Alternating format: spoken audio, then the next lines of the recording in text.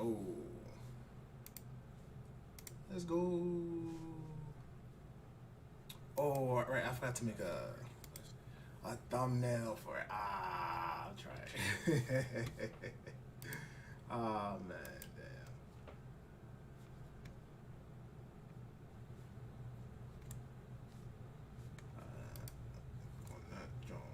Boot.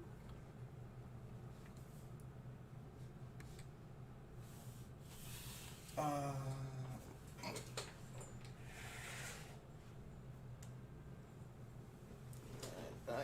take a swig of that apple fria.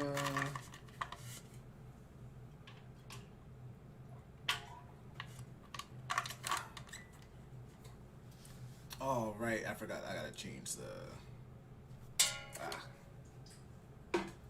This shit is always another thing with Twitch. Just chatting.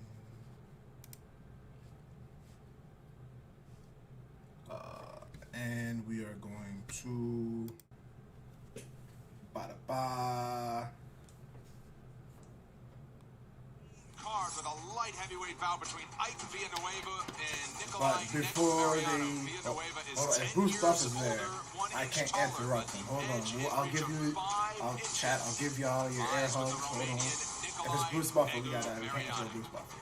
Setting the table this afternoon at the UFC Apex is Joe Martinez. Okay, it's not Bruce Buffer. Well, five fans, we are set to go with the next fight tonight. 3 rounds. Alright. He gets respect, but he's not Bruce Buffer. I'm saying, alright. So, let's move the mic over here, or right here. Not completely here. First and foremost, welcome to everyone that's here. You know what I'm saying, on Twitch side, YouTube side. Welcome. Come here. Come here, you get the air hug.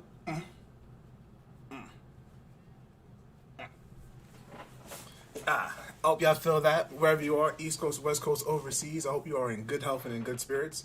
If you're not in good health, I hope you're as healthy as you can be. And if you aren't in good spirits, then I hope by the end of UFC Vegas 41, Vettori versus Costa, then, or at least, no, I'm saying I can't show it, but we can at least hype it and show it, or, build it up. Feel me? Then I've done my job. Feel me? So the first match of the main card's about to start. All right, gentlemen, first round. 8 fights. We can finally put some audio back. Let's get into this. Coming up this afternoon at the UFC Apex. I might have to move this so I'm not looking to the side because the camera's right here. Discussed, and our main card kicks off in that division. Ike Villanueva is in the green. Nikolai Mariano is in the blue. And I'll give the advantage in speed probably to Villanueva. He's got fast hands, moves very well for being a big guy. But there's the rest of what I was expecting. That is the difference. Good shoot. Good shoot. Villanueva was definitely trying to press early. I seen with his hands, but Namaru, I'm gonna butcher his name. I'm so sorry. Good. Good pop out to get pressed off the cage. Good pop up. They got the recenter of the cage. Nice guy as well. When you speak to Ike Villanueva, you can just see the love that he has for his family. Villanueva's doing it. Villanueva with the left hook check. He's doing a good job. Villanueva has the center of the octagon right now. Blue Shorts. I can't pronounce Blue Shorts' name. They're in the center of the octagon. They're swinging. They're swinging. Oh man, Blue Shorts got. Villanueva's down.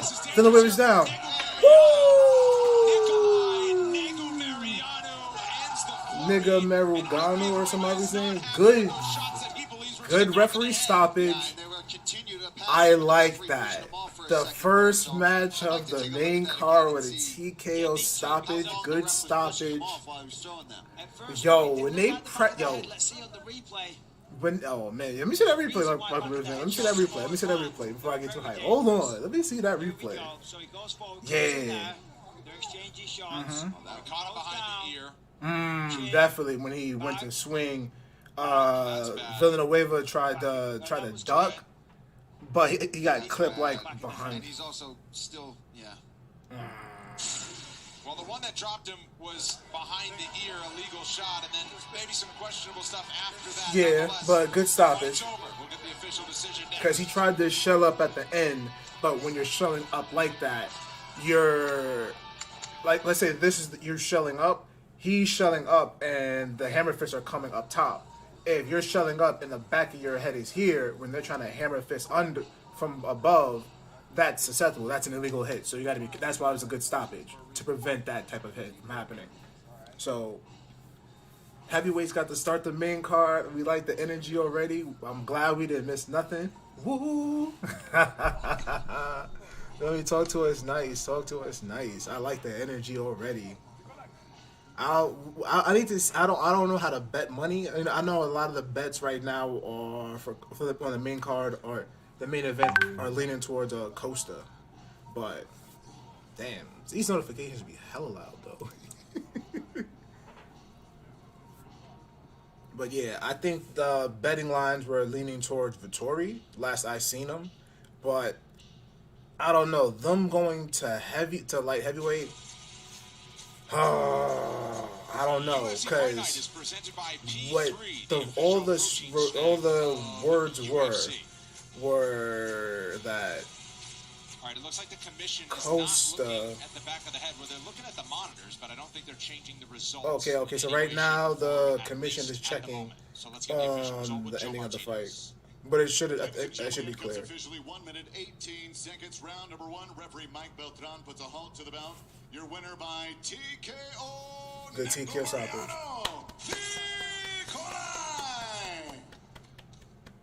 I'm here with the winner, Nikolai Negamariano. Nicola Mariano. Woo, that's a tongue twister. I'm glad somebody said it so I can. Nicola Mariano. That's a tongue twister. I would have to get, yeah. I trained a lot for tonight. Strategia era alta. Să duc meciul la sol,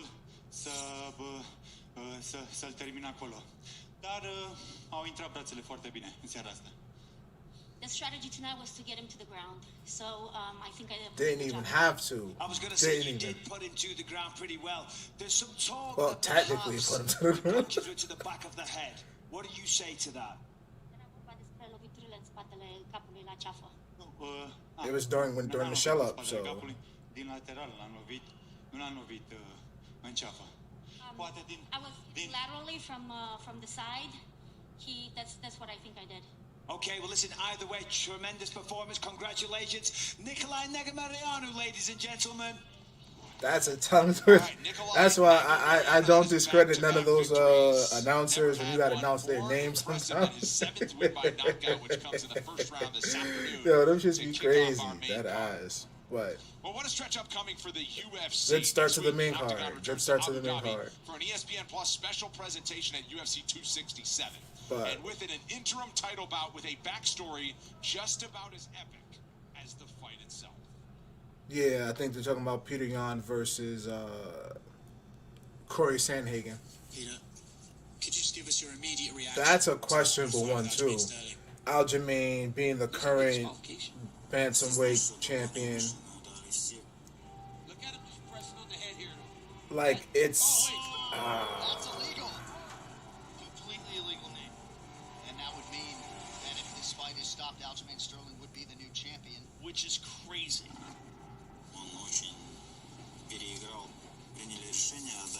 Yo, Peter Yan wanted to give Aljamain all the hands he could possibly give him, but Aljamain had to get. I think it was called up medically, I believe. I don't like that a title can be won this way. Yeah, it should have been vacated. I agree with Joe Rogan on that. I've always had the stance that if it was winning the belt on a disqualification, it should have been vacated. But that's gonna be a good fight. I'm definitely trying to see that fight. Yan versus Sandhagen. Aljamain was maybe going to pull out. If I did get that call, I wanted to be I mean, a lot of us had the speculation or belief Aljamain was not going to make it to that fight. I can be bringing this belt back to Colorado around my waist. That has been the goal for the last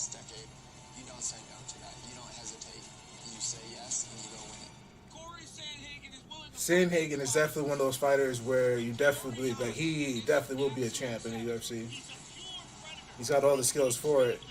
Peter Yan, Peter Yan is different.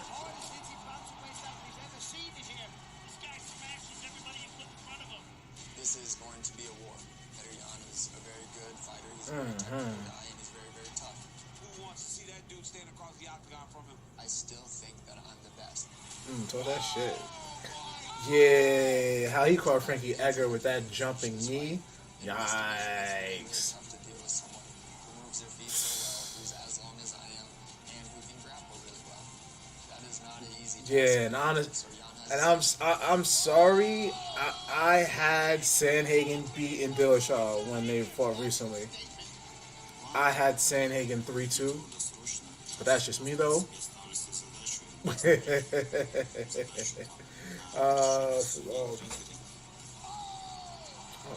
No, that's too. I don't want to go on my deathbed and say that I was never the champion, so I'm going to do everything in my power to win that thing. Talk that shit, Sandhagen. Talk that shit. I like it. Come on, camera. Fix your shit. What a fight coming your way next week. These fighter rankings are brought to you by DraftKings. There we Aljamain go. Sterling still holds the belt, but the interim title will be won next week. Corey Sandhagen taking on the opportunity All right, there we to go. go to Abu Dhabi to fight That- Petr Yan Paul, the former champion from Russia, since bursting into the UFC, has largely delivered on what many believe that he was the best bantamweight in the world and he wants the interim title. I absolutely love watching Petr Yan fight. He's so aggressive on the feet. Beautiful boxing, switches stances, dangerous from both directions. Beautiful ground and pound. He can wrestle. He's got submission, and he's just a mean, nasty fighter. There's just certain guys out there like that. That front kick wasn't intended to turn into a knee to a front kick, but he finds a way to win and he finds a way to punish you. Well, is he going to find a way to beat this guy? Because Corey Sandhagen is the real deal. Look at the spinning wheel kick knockout of Marlon Moraes. Here we see him using the body, putting him down there. Of course, he has the flying knee of Frankie Edgar, but he's not just a knockout artist. The man has a lot of different submissions. He's very tall. There's the wheel kick. I mean, Yeah, don't mind me. that's It's just this absolutely screen you beautiful. been out There's the to flying get knee of the Frankie sometimes. Edgar. And then he had a war with TJ Dillashaw. Now, for one reason or the other, he is fighting for the interim title, and he believes that this is his destiny. Fully loaded in Abu Dhabi next week. Jan Blachowicz and Glover Teixeira for the undisputed light heavyweight title before the interim bantamweight championship between Petr Yan and Corey Sandhagen. Dan Hooker earning a lot of street cred after going the distance with Nasrat Haqparast in late September. He'll get on a plane across the world and take on Islam Makhachev, ranked contenders all across the board. The return of Hamzat Chimaev. You do not want to miss it. The best part is it's on ESPN+. All right, plenty more action coming from Las Vegas. For more on what's next, here's Megan. Thanks, All right, Brendan. that should work. Francisco Trinaldo That should work. proves age ain't nothing but a number as the 43-year-old enters his All right. 24th bout. A threat with both his hands and grappling abilities, Masaranduba believes the difference maker But, comes from the hard where work he puts in were with the stable we? of talent that American top team in South Alright, Florida. next fight coming up. The Brazilian may have his hands full with the body snatcher Dwight Grant. Training out of San Diego, the Dwight Contender Grant Series has line field team found the some- perfect mixture of ingredients with both training juice behind him, in the sense of there's a lot of potential behind him. So they're definitely trying to see him, try to get into the top 15, if I'm not mistaken, if he already is. Or at least trying to, if he's not ranked, they're trying to get him ranked. But, we gotta mute that because, we ain't trying to get no copy strikes on these walkouts. But I think I was trying to say earlier, the betting favorites or the betting odds last I seen them was Costa. No, it was Vettori was the betting favorite, and Costa was the negative. I can see that because we haven't seen Costa since he lost to Izzy. Probably a year ago. Was it a year ago since he spanked Costa? Like, if it was a year ago, that's crazy. I literally can't remember the last time we seen Costa. So it might literally have been a year. Man, last time I seen Vettori is when he recently lost to Izzy, early in the year? So, yeah, this is going to be a good fight. It's because of situations like this fight, with the whole, they had to move up to light heavyweight. If, for those who don't know, if you're not familiar with the weight classes, middleweight is 185, and the class above it is light heavyweight, and that's 205. The biggest problem that you have is that I don't want to discredit weight cuts, because weight cuts are important and they can be dangerous. I mean, if not done properly, it can be dangerous. But when you're in a professional, sport and professional brand, the number one MMA brand such as the UFC, I think I'm more in favor of fighters fighting in their natural weight class or gravitating very close to it. Feel me? Because far too often you see people missing weight, and often they're missing it purposely. Feel me? I.e. Costa. Costa came into fight week. I think they said 211. Bro, your weight class that you get paid for is 185, and you come into fight camp 211. How are you gonna cut that, bro? Then they had to move it to 195, and you couldn't do that. Honestly, this fight would have gotten canceled, and Dana would have been furious, because that's a heavy ass weight discrepancy, bro. The weight change between middleweight to light heavyweight is probably the biggest jump, if I'm not mistaken. That's 20 pounds. The next biggest weight jump is lightweight to welterweight, 155 to 170, 15 pounds. So I'm just saying, I think the penalty for missing weight, especially of that caliber that Costa did, it has to be higher than 20%. Nah, I understand fighters need to be paid. Like the video I have on my YouTube channel, they need to bring back. I'm all in favor of fighters getting paid more. This is one of the craziest sports. Feel me? One of the most physical, and it's taxing. Feel me? Literally. So, yes, they should be paid more. But that penalty for missing weight is crazy. 2, if Costa wins, I don't want to see you in middleweight no more. Stay your light-skinned, pretty Ricky Brolic swole self in light heavyweight, bro. You'll probably do fucking outstanding in light heavyweight. And then Vettori can probably go smash, destroy somebody back the middleweight family division. Because he probably is arguably the best competition Izzy has right now. So, I mean, Blonde Brunson, is trying to get his run for the title. Whitaker is fighting next. Is fighting Izzy. Cannonier's up in there. Cannonier's trying to fight did Cannonier fight Vettori? I'm not sure, but yeah. Right now, also Dwight Grant's already in the octagon. Well, he's putting his mouthpiece in, getting checked now to get sent in the octagon.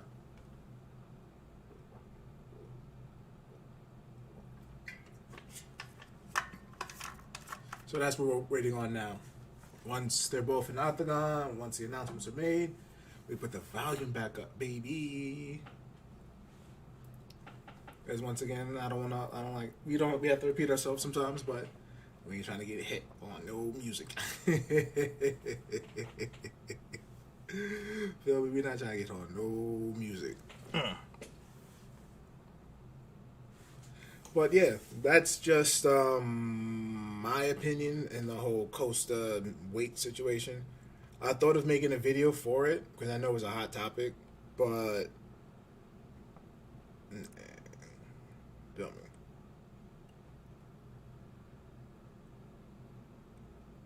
I'm waiting for. Well, we'll see. We'll see.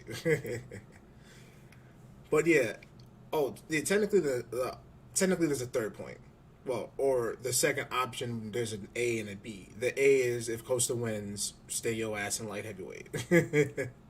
But option B for the second one is if Costa loses, will they be sending him out of there? Will he be ending up in Bellator, PFL, or One Championship if he loses? Or will you try to? What was his biggest thing? You were trying to get out your contract to go fight Jake Paul. You lose to Vettori, you gonna go to another MMA organization, or are you gonna go try to fight Jake Paul and Logan Paul for the money, and then join Bellator? Because you're probably marketable. But, I don't know you personally, but you look like you got diva tendencies, bro. Feel me? Weight, that's an important, especially, weight cuts is an important essence, man. That's why you got to stay in your natural weight class if it's going to be that bad. Feel me? But, yeah. I think they're about to do joints now. I'm going to double check. I'm going to check to see if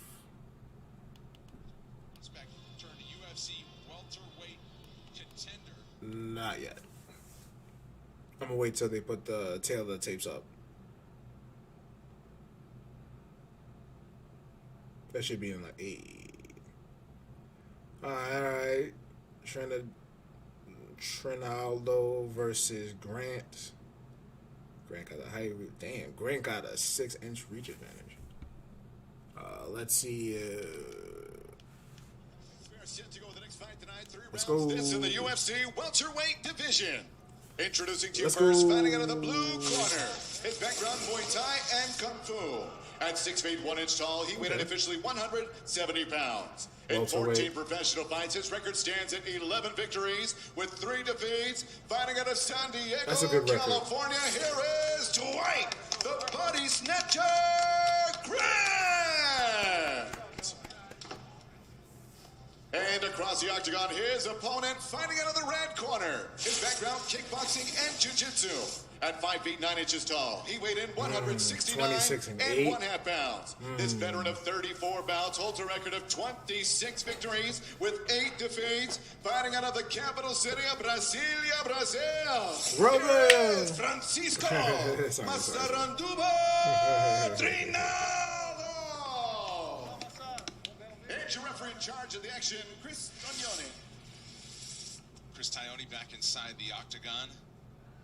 Ariani with us here in Las Vegas as we get closer to the main event between Paulo Costa and Marvin Vettori. Right now, Dwight Grant is ready to tangle with Francisco Trinaldo. Ready?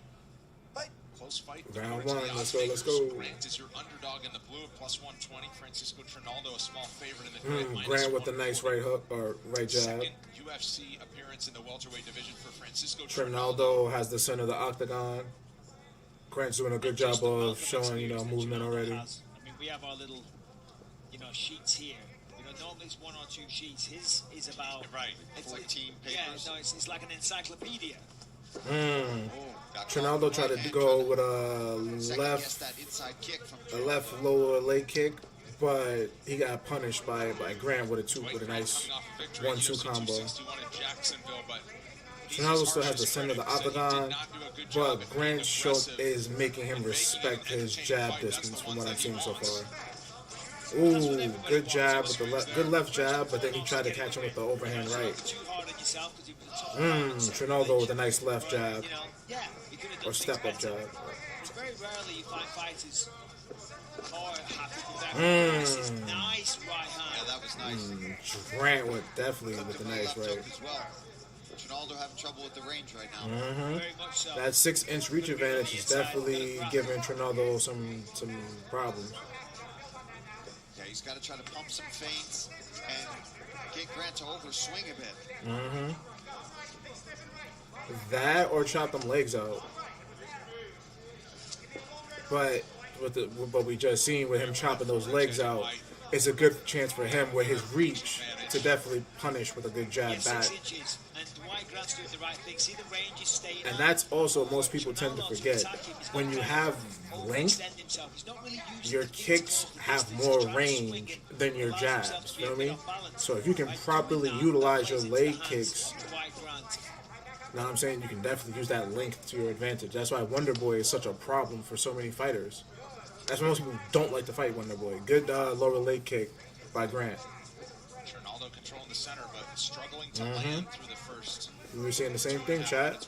Ronaldo's been holding the center of the octagon for the whole first half of this match, of this round. Ooh. Grant to get out of the way of that, slide out, and get himself off of the fence. Ronaldo definitely finally tried to push him on the cage, but Grant sidestepped that out. He was like, no. Ooh, remember, I can't do my habit of singing, you know. Oh, what was that? Yeah, I agree. They got mixed up with the footwork there. I was thinking the same thing. I was like, hold on. Hold it. Ooh. See, Ronaldo with the kicks, man. That's what I'm talking about, baby. With the head kick, he almost caught Grant. Good shit. Use the length, baby. That's what I'm talking about. Facts. If you're going to hold this into the octagon, you have a whole lot of real estate. Try to push him back and use your kicks wisely, man. Grant's trying to use his length and trying to impose his reach, feel me? But Ronaldo's doing a good job of head movement and blocking when necessary.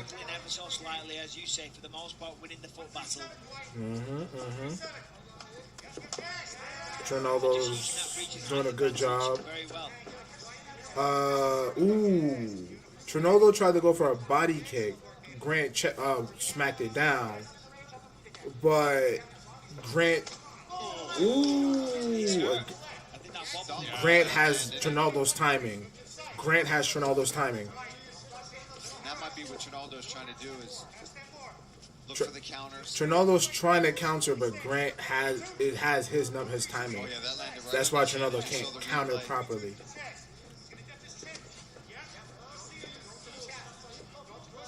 Final minute of round number 1.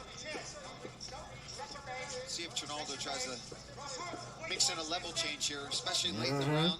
That would be smart. Yeah, I agree. Could be forced. I agree with this. Good lower leg kick by Grant. Ooh, good right hand by Grant as well.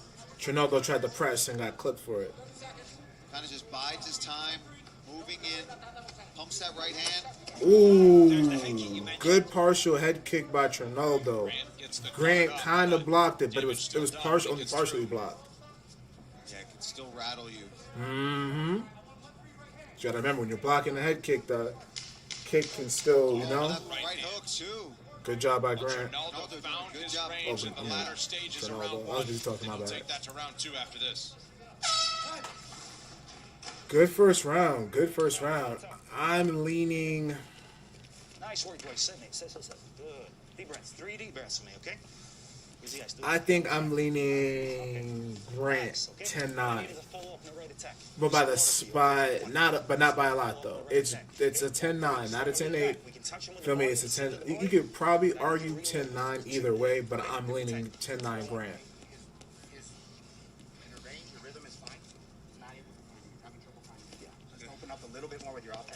For watching along with me, well, let me know what rounds you're, or who you give that round to. Don't let my bias, my opinion, discourage you on your answer.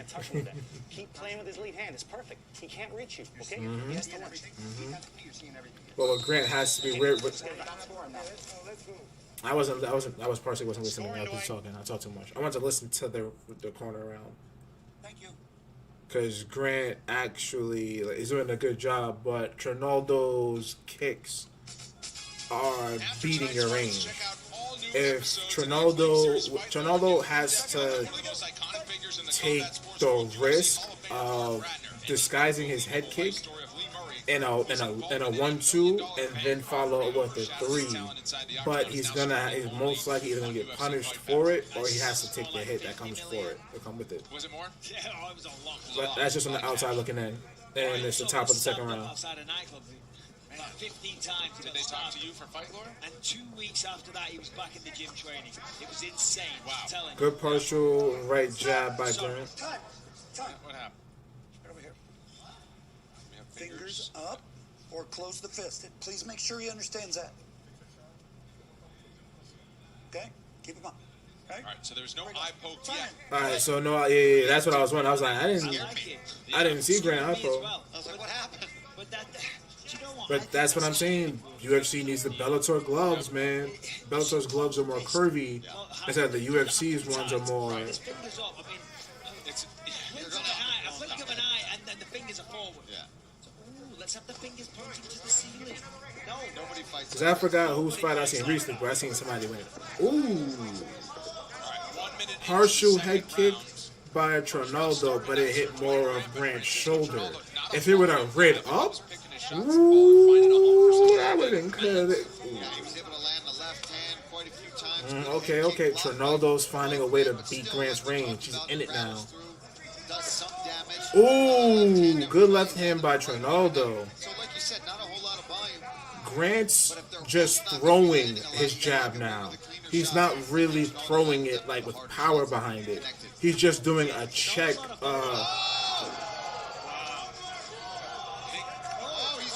kick, and now it's Grant on top.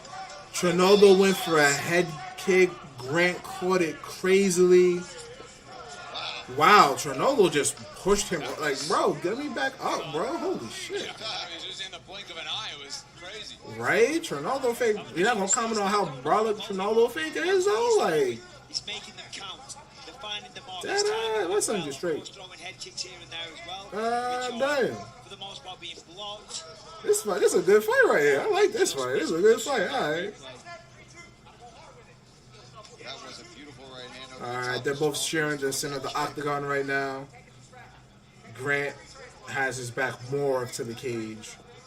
It's still showing good head movement. I mean, not head movement. He's definitely showing good footwork, moving around, not trying to be stationary. Trinaldo, once again, is misfiring, looking for that counter hit. Because I'm guessing he's anticipating something. But Grant told us Grant's not using his range as much as he was in the first round, to my eyes. top control and that sort of stuff. He hasn't Okay, there's a good one, a good jab, but it was, a check jab. But it was more than a check jab. Feel me? And when I say a check jab, it's just the jab you throw out just to, feel me, just for them to respect it. But when you don't throw any mustard behind it, they can either sidestep it easily or try to counter it for it. You know what I'm saying? It's tough. Grant tried, but Trinaldo stepped back on it. You need more of those kicks, Trinaldo. Good lower leg kick. Where have those been by Trinaldo? Good lower leg kick. Yeah, he's for sure dangerous. I definitely said that maybe once or twice during the first round. Top position, you're in a lot of trouble. Good lower leg left hook. Uh-oh. Trinaldo got the clinch. Good knee to the left leg. Trinaldo with the hands locked along the fence now. Trinaldo going for the scoop. Tries the trip. No. Good job by Grant to keep his balance. Trinaldo has Grant's left backside. He's definitely doing a good job of kneeing the inside right leg or inside right thigh of Grant. I'm assuming Grant's trying to work on the lock of the hands. Trinaldo's trying to trip at the feet. Once again, kneeing the inside right leg or inside right thigh of Grant. Grant changing face. Grant neither needs to reverse good knee by Trinaldo. Grant needs to either reverse this or get him off of him. Because the best thing about the clinch work and why that's so important in MMA is that you often forget that when you clinch up on somebody and you're pressing your weight on them, that's what you're doing. Good job, Grant. Good job. It's all about making them carry your weight and feel your weight pressed upon them. You feel me? Definitely ate up a good 30, a minute and 30 of this round. Ooh, okay. They definitely got caught up. Somebody might have got clipped on that. Good round, good round, good round. The judges, most likely, if I'm thinking like a judge, they'll probably be leaning Trinaldo. And I'm saying they'll probably be leaning Trinaldo because of his control time. And when you have somebody in the clinch, that's considered control time. And he was actually doing positive stuff with it, feel me? Kneeing the inside of Grant's inside thigh, attempted the head knee, a bunch of other stuff. We have to grab it, put him down, and execute. I'm leaning maybe, it could be either or on that round, but we're going to say 1-1 going into the third. Exactly what we did in the warm-up. Okay, let's breathe. And standing up, you already felt the range. He's going to try to stall you. Trinaldo did a good job of figuring out the range in the second round compared to the first. Grant stopped throwing as many fiery jabs. He started just throwing lazy checks. Here's that big right hand that Dwight Grant lands. That's what it was, a big right hand during the head kick. It was a good, good counter right. Was able to get back up to the feet. All right, top of the third, Chad, top of the third. Welterweight veterans could potentially be down to this round as well. Tough fight to call. Yeah. I'm leaning 1-1 going into this third. It's intense. Right. But both guys have good left hand by Grant, but it's partially blocked. Grant's throwing more mustard and shit now. Yeah. When each is picking their shots, it's tough to differentiate. Score 10-9 either way. Low blow here for Trinaldo, so Dwight Grant will get some time to recover. So he got. He's like, dude, you need to rest. You good? No, kicked him in the you cup. good? He's like, are you sure you're good? He's like, okay, I'll take a rest. Okay. Ooh, definitely kick to the. Definitely a kick to the old bread basket. Even with the cup, never pleasant. Never pleasant. Take a look. Oh, jackpot. kicking an extra point. Feel me? Never pleasant. Okay, just make sure you're ready. Okay, you have plenty of time.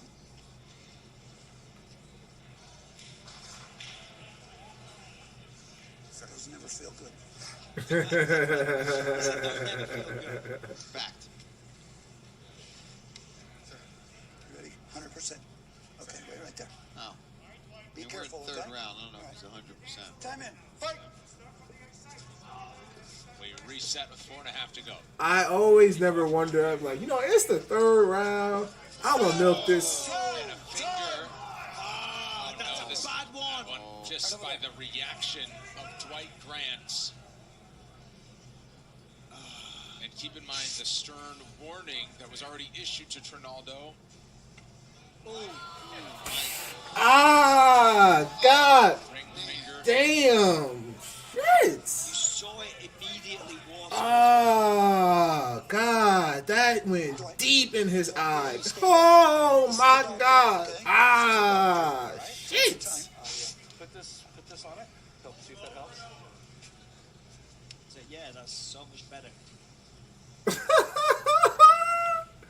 Like, yeah, bro, I had a whole finger in my fucking eyeball. That help? You've got cloth or stuff from the. Follow here. Just keep your head still. Sorry.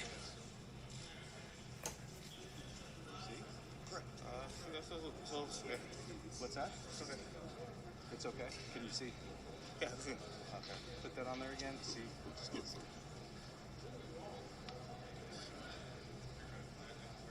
Stop and go to start this third round, which is unfortunate. Yeah, I like the attitude of Dwight, though. He's I'll give him that. He's trying to keep fighting. Doctors are rightly being very cautious, but he seems like he's recovering. All right, doctor gives him the thumbs up, and it appears like Dwight Grant wants to continue with the action. Stay right here. If he could not go... Come here, please. Oh, I think he's going to take a point. Yeah, he's got to. 1 point, eye poke. 1 point, eye poke. 1 point, eye poke. You've been warned. more than once, okay? Hey, you have to be very careful. Fingers up, okay? All right, so the stern warning from Chris Taione. All right, so Grant, it was 2 minutes But he gave a very that Grant chose to wait out from the eye poke. For that reason, which looms large in a fight like this. Yeah, and that's why you see Ronaldo now coming out with a sense of urgency. He's got to look for the knockout. Yeah, he has no choice because that point deduction definitely big. Close fight. We were just saying before how difficult to score. 1 point being taken away is massive for Dwight Good dig Grant. to the body by So Grant. that Ronaldo now has come out, pardon me. Ronaldo overreached for that overhand left, but missed. Ronaldo with the center of the octagon. Grant with his back to the cage. Ronaldo, as he has all fight, controlling the center of the octagon, keeping Grant on the outside, but perhaps a little more urgency here for the Brazilian in the final Good step phases. up. Oh. Big left. Off the mark, but he's got the hands locked, and they go to the ground. Nicely done. Good job by Ronaldo finally getting If he wants it, see if Ronaldo getting tries into the to really ground. advance. Seems content to That's sit definitely there going to and be a have good job fun. of making up for that point you lost. And there's 3.5 left in this round, so If I'm Ronaldo, though, you can't just accept this. You've got to get paid. yes, I agree. And he's Who got to knows pass where this them fight out. is? Yeah. Okay, because the legs are wide open now. Dwight Grant. There he goes. Yeah, Grant, I don't know. Like, Grant, come on, Grant. You got to try to, come on, bro. You got to try to get up. He's not moving his hips. He's not trying to square away. And it's a close fight. Either Grant doesn't have the energy to try to get back to his feet, or he's just only has the knowledge of just trying to keep himself from getting fully mounted. Because in 2 minutes 30 seconds. And you can often see who has that knowledge when they're in the ring. Feel me? It's always, in the hips. Are you trying to, scrooch, or are you trying to, wiggle, or, try to, like, push your hips, or, like, try to get position, like, all the little things. And we're not seeing that right now from Grant. Like, all he's doing is trying to lock and hold Ronaldo's legs. And that's bad. They always said it's either you can survive off your back, but unless you're a black belt in jiu-jitsu or your wrestling is A1, do you ever accept being on your back? And 2, never accept being on your back, and you're gonna have to get up. Even if you fear or know you're gonna get hit coming up, you have to get up. The crucial battle right here is that left foot of Ronaldo. That's what's going on. That's the entire battle. Dwight Grant's trying to keep hold of it, trying to lock it up with his feet. Yeah, you're not. Trying to get it through. Three-quarter mount. Yeah, you should have been doing hammer fist. Balanced in his attack, he needs to get that left foot free. Once he does that, he can go to work. He can rain down. There it goes, fully mounted. And as you say, Paul, there it is. Come on, move your hips, Grant, bro. And you got to be careful. Don't automatically give him your back. Good job getting it put. Good, even if that was accidental, he did a good job getting put back into side control. He starts throwing down punches. A little bit of But as a wise man once said, most jiu-jitsu artists and especially wrestlers love side control. He went right back to full. Seems like he wants the submission. He's trying to soften up the body. He was trying to get him to roll to his side because he already had him on his side. Come on, Grant. You're not going to do any good scoring. Dwight Grant, yeah, posture up. Exactly. Big time. Dwight's going to get on the side. Big elbow by Ronaldo. Now you're trying to get out. Now you're trying to get out. That sense of urgency should have been there. This round, but you think he's getting out of here with a 9-9 in the third round at worst. Yeah, definitely. This is 9-9 for sure, without question. It's how do you score the first 2? Yeah, but we're seeing the urgency now, but you should have had this before. I think it was one apiece. Just because, yo, what's good, Gary? Welcome, bro. Yeah, on the YouTube side. Before one last flurry from top position for Francisco. I don't know how to score that. The judges saw this one when we come back. If Ronaldo didn't lose a point because of the eye poke, And because of the, you know, the kick to the cup.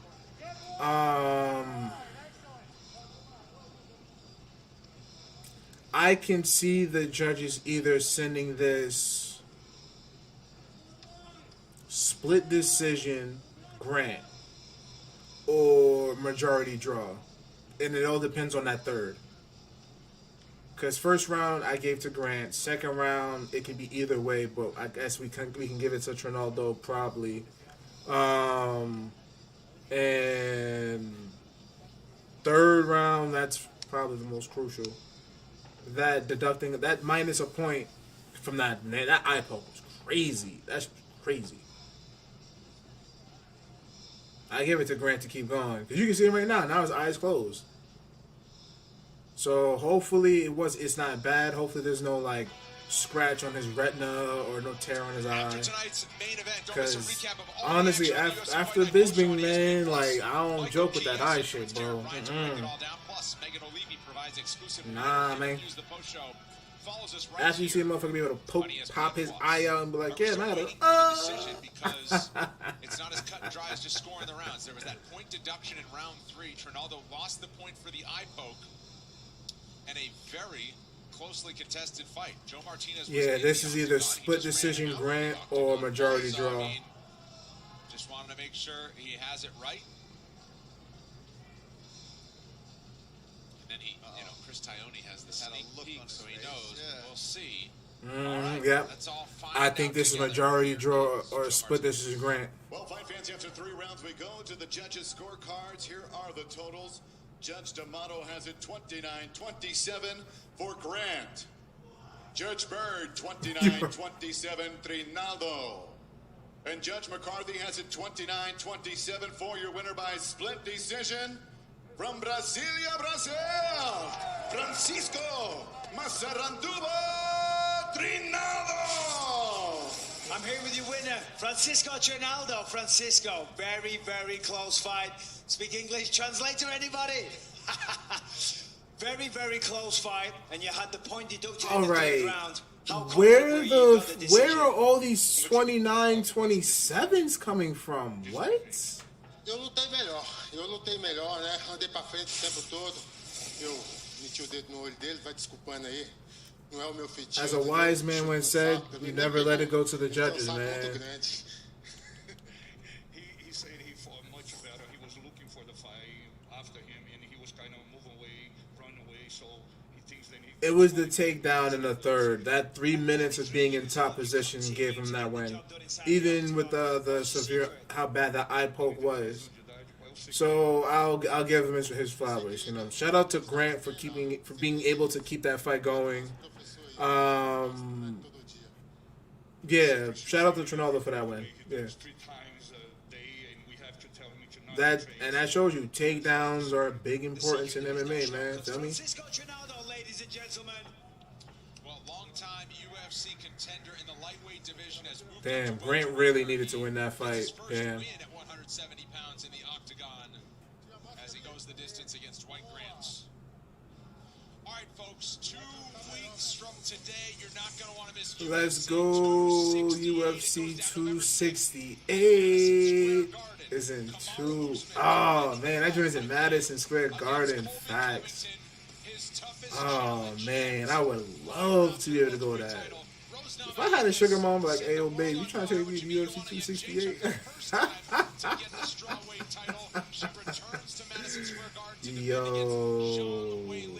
Usman versus Kobe 2, Doug Rose versus Wei Ling 2, Gaethje versus Chandler, Shane Burgess versus Billy Quintolino, Frankie Edgar versus Marlon Moraes. Ooh. From the prelims, Paul Gregory Rodriguez featured prelims. Shut the lights off quick. I mean, first of all, it's tough to figure out which one of these fights was going to get featured tonight, but I think this comeback from Gregory Rodriguez where he was robbed. Slumped my son against the cage.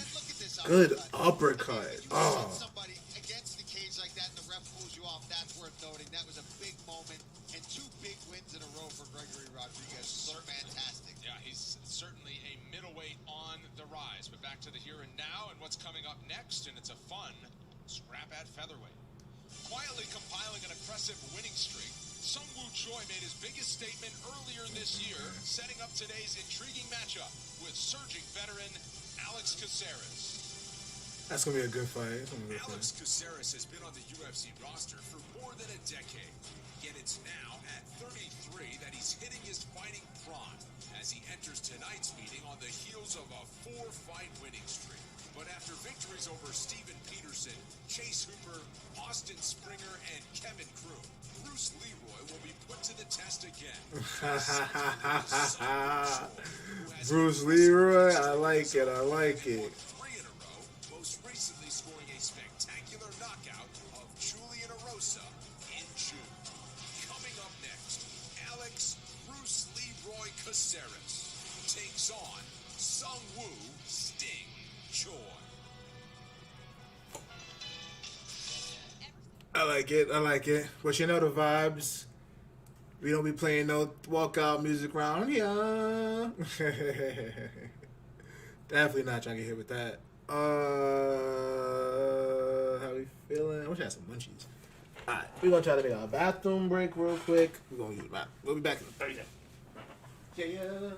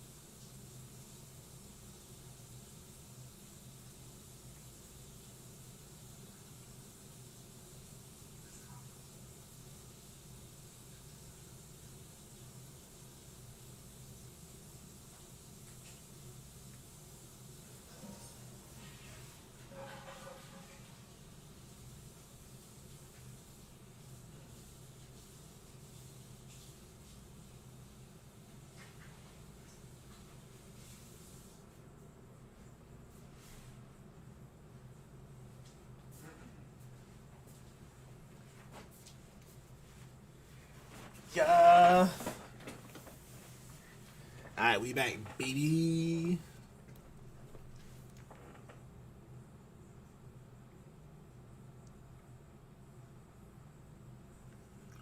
My bad, got some messages. Gotta see what those be.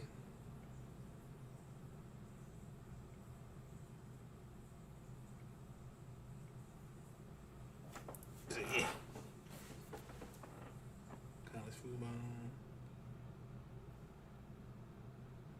What? Clemson not even ranked? That's cut. I see.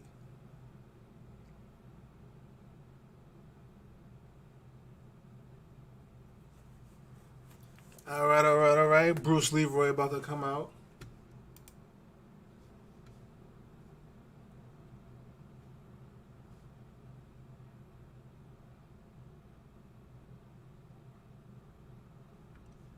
So that's what they're going for.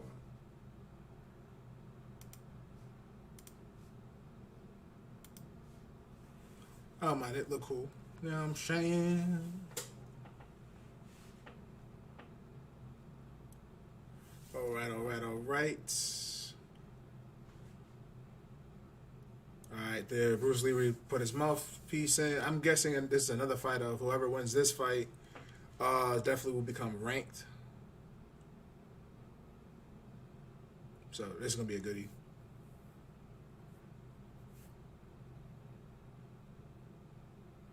My son fro was nice. That ass. I wish I could break my shit, man. He probably feel my pain. Nah, if I could break my shit,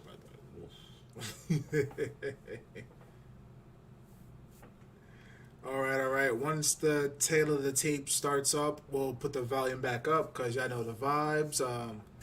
We ain't trying to get hit with no copyright.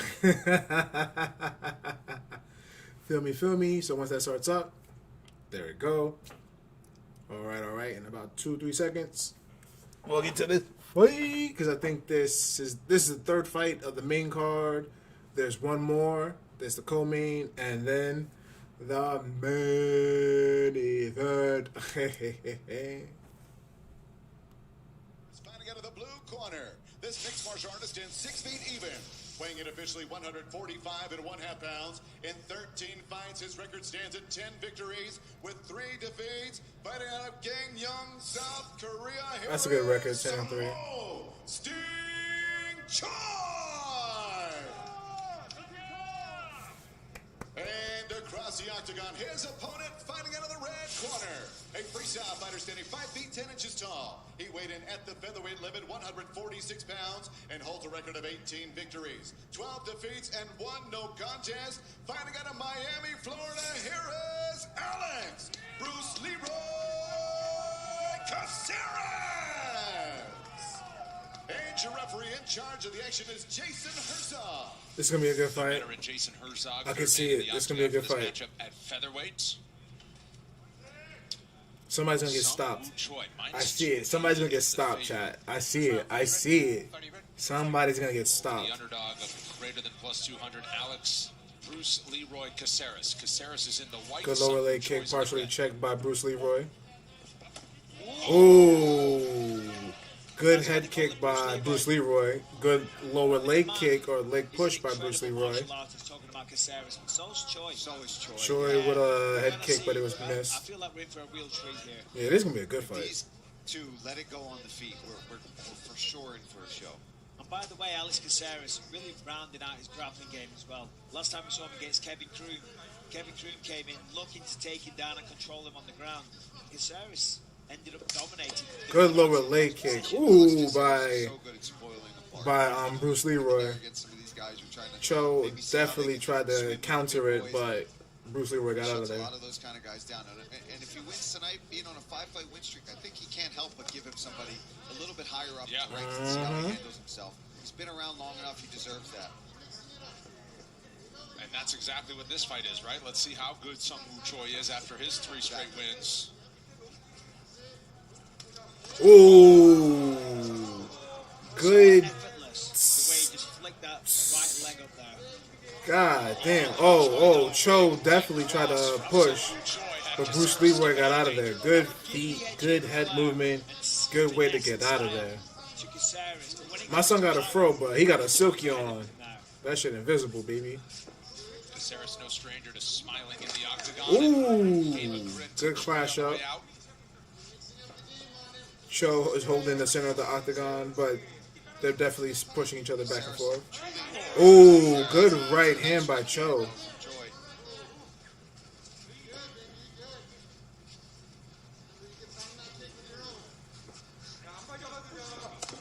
Oh!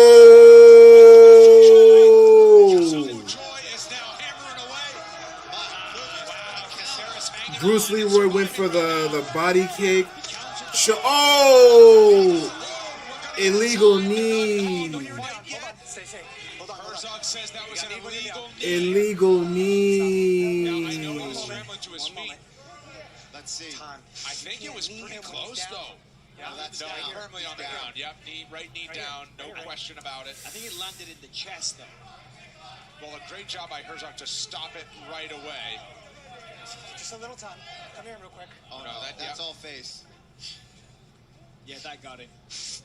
I take it back. Never mind, I took a look at it. All right, so now we'll get... I'm just going to have the doctor talk with you a little bit. You got a little time here. Okay, take your time.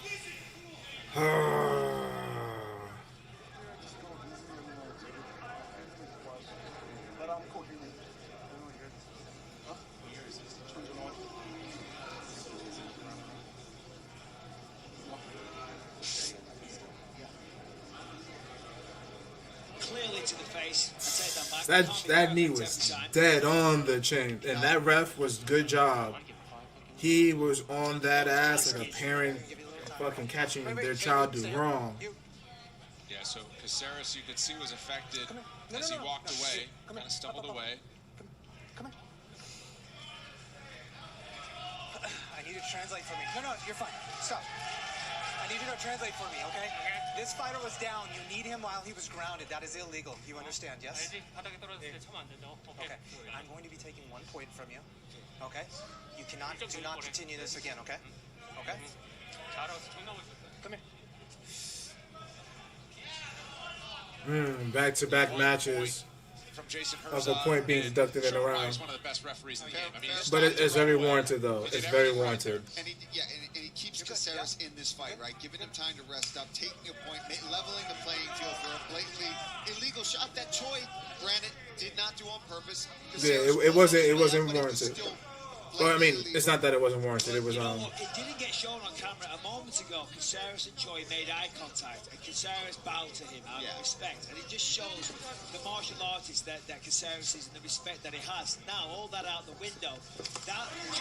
Good lower leg kick by Bruce Leroy, but definitely good punish by Cho. Cho is doing a good job of looking like he has Bruce Leroy's timing. Go a lower leg kick by Cho. That, because Bruce Leroy has to be careful. It looked like he partially caught Cho's kneecap. Bruce Leroy with a good weave on that, dodging that three-piece step up move. Good partial leg kick by Cho, but good body kick by Bruce Leroy. They're both holding the center of the octagon, but Cho is leading the dance right now. So Caceres got to be careful with that. If I'm Caceres after that, you know what happened. Good dig to the body by Bruce Leroy, but good what was that? Left hand by Cho in that mix-up. Definitely good job. Not countering with the right hand. Yeah, but let's be honest. After that knockdown and then that illegal knee, I don't think Caceres probably understands why he got dropped. You know what I mean? Seriously. But in the corner, I guarantee that's something they'll bring up, where they're like, "Hey, you have to be careful throwing that big left kick because Choi is countering you perfectly with that right hand from time to time." You're absolutely down. You're right, because for the people at home that have never done this, sometimes when you get clips like that, you have no idea what happened. Oh, that was a good. That was different. Bruce Leroy went for a partial, kind of looked like a takedown, but an overhand right. Oh, good step up right hand by Cho.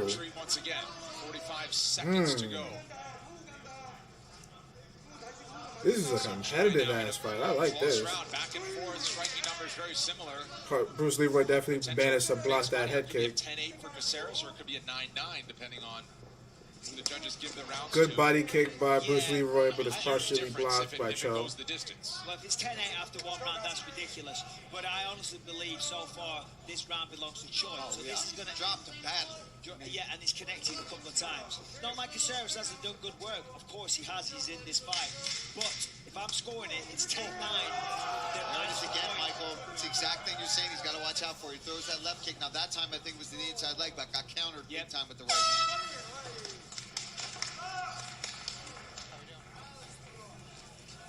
All right, breathe, compose yourself. Deep breaths for me. Deep breaths for me. I'm inclined to agree with Bisping and Felder. Bruce Leroy is doing a good job of piecing him up when he can. His movement is good, but Cho seems to have a good timing of his shit. That's how he was able to counter him, to drop him with that fucking big left hand. Or was that right? Or was it stepping right? Because Cho lost the point, I'm definitely agreeing it's a 9-9 round. Let's do it, buddy. So.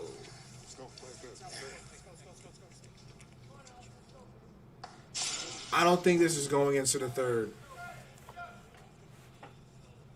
And this is why when you throw a body kick, you got to protect your face still, because the perfect counter's there. The right hand from Choi sits down Caceres. All right, so especially after that second knockdown, you're thinking we're going 9-9 and best of 2 rounds now. Still even, yep. I'm going to tell you right now, it's 9-9. It's not a conversation. Cho is throwing some heat now. Sorry, Michael. Cho is trying to get Bruce Leroy out of here. Sungwoo Choi minus 800 has ballooned as the favorite. From minus 280 to start the fight. That was like a partial question mark kick just there? Okay. Yeah. Okay, sorry, dude. Great fight, though. Shame about the point deduction. That really is. Cho attempting the head kick. Oh, Bruce Leroy with the left hand. He tried to follow it up with the head kick, but he slipped. Luckily for Choi, he slipped on that. Dead ass. If that head kick would have landed, woo! A low side kick. Choi doing a real look how he's backing Caceres up, giving him nowhere to run. Nicely done. Cho went for the clinch. Bruce Leroy reversed it and has Cho pinned against the cage. As I said before, Caceres pushed off. Caceres got the uppercut. Cho definitely tried to get the head kick, but it was partially blocked by Bruce Leroy. Cho's holding the center of the octagon. Good lower leg kick by Bruce Leroy. Harder shots. Seems to be probably the bigger of the two, stronger. But I think Bruce Leroy needs to be careful when Cho is trying to feint the 1-2, and the way he's weaving out of it. I think he needs to be careful of that. Sharp. Take a little bit of that away every time. Good partial head kick by Cho, but it was definitely blocked. Your opponent's arms and their gas tank just a little bit. Nice reflexes. Again, might want to bring the hands up. Facts. Actually that's how Anderson Silva got caught. Jiu-jitsu down in Miami with his longtime grappling coach. That's his new home gym. Oh, again. I mean, it looked good, man, but just be careful, bro.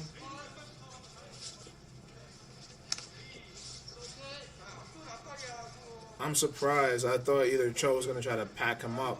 Because the longer you let this round keep Bruce Leroy in this. Oh! Good partial head kick by Cho. Good lower leg kick by Bruce Leroy, but good counter right by Cho.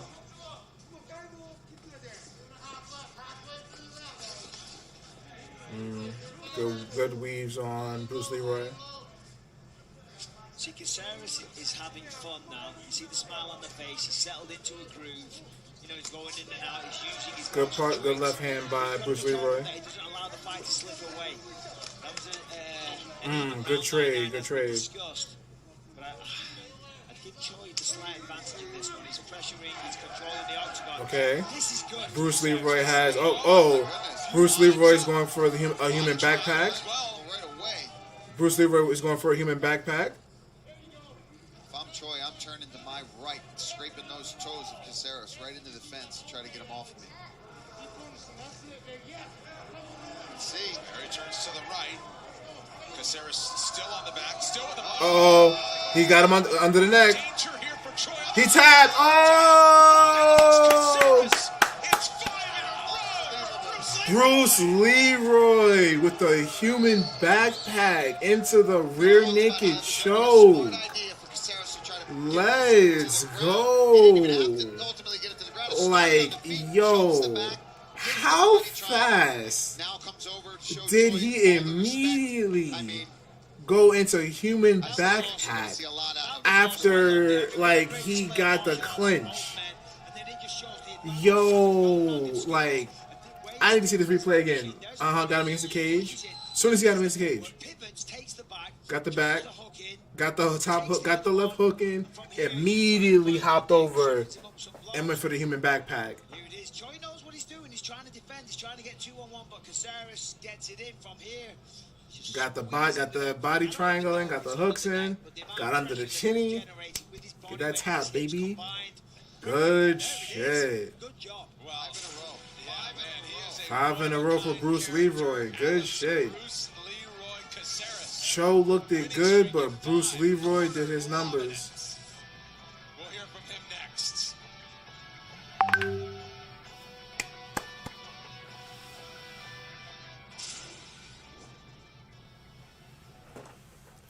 That was fire.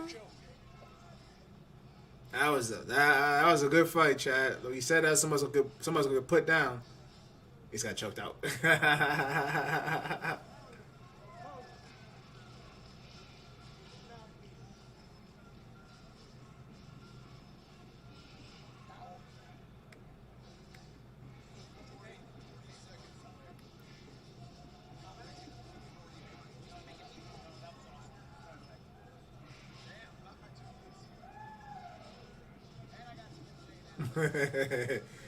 Michael Bisping, the real one. He's like, "Yo, good job out there." To the ref, he's like, "Yo, good job out there."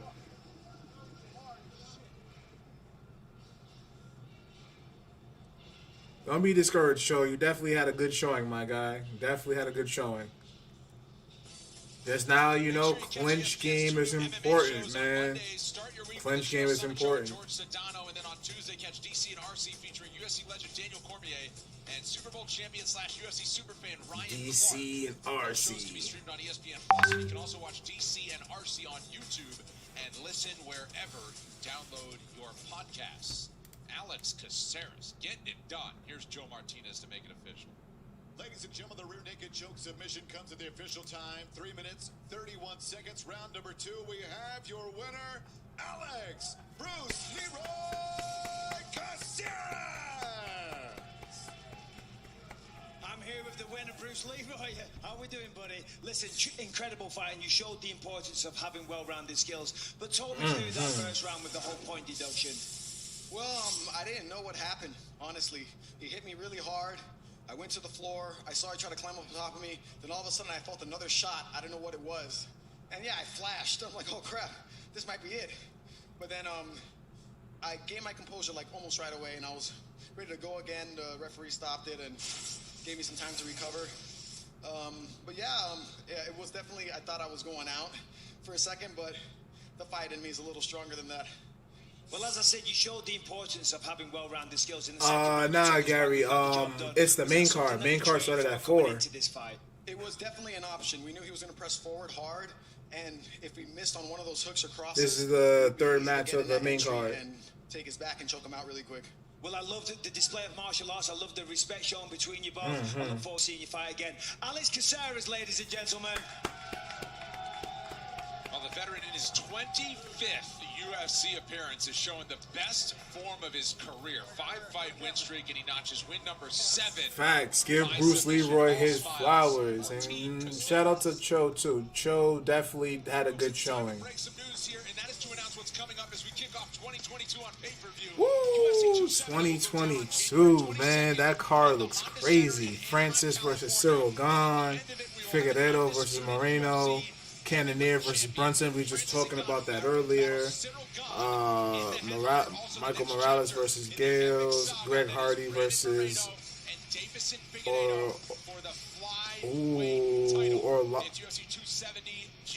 Orlovsky. What? And Brandon Moreno. Yeah, Gary. Right now, this is the main card because it's not a pay-per-view. It was just it's a fight night. It started at 4 o'clock. Right now, the co-main is about to start. Costa starts after this fight that's about to start right now. If I'm not mistaken. Let me double check for you. This matchup is coming up next. Next Saturday, it's an ESPN Plus special presentation of UFC 267 from Abu Dhabi. Jan Blachowicz defends the light heavyweight title against Glover Teixeira, plus an bantamweight championship matchup between Petr Yan and Corey Sandhagen. Special 2 p.m. Eastern start time. The normal pay-per-views. Oh, no. The next co-main. This isn't the co-main. Right now it's Jocelyn Edwards versus Jessica Rose Clark. Then it's... Oh, hold on. Gotta drop that volume. No copyrights.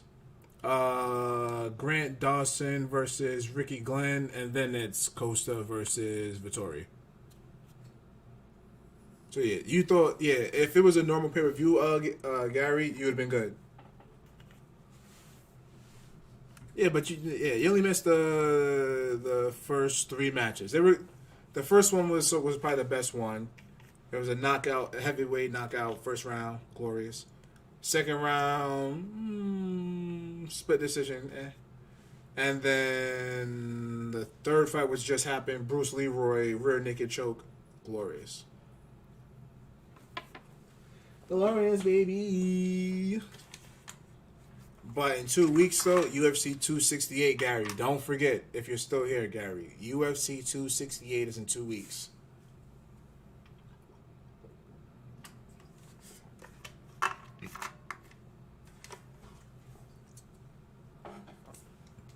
Facts.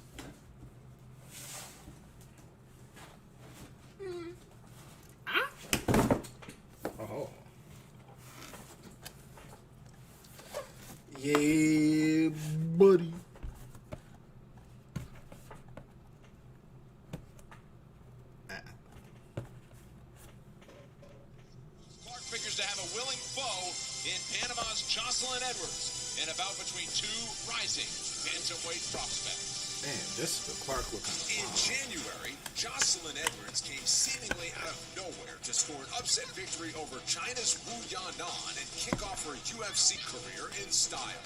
Tonight, Panama's MMA pioneer returns in hopes of closing out the year on a winning note when she battles Jessica Rose Clark. Back in action for the first time since a blistering TKO finish of Sarah Alpar in September of 2020. Australia's Clark believes she's finally at the right place. She's from Australia, huh? To make a run to An Australian shield one. Dangerous one, baby. Against La Pantera. Coming up next, Jessica Rose Clark beats Jocelyn La Pantera Edwards. All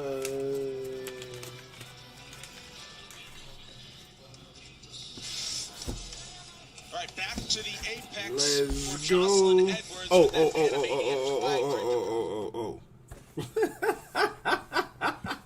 Had to stop that real quick. Whoa, no. Whoa there now. We ain't trying to get no copyrights. Whoa. He said, no.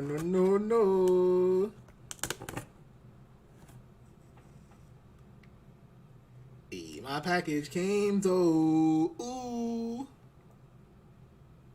Wait, hold on.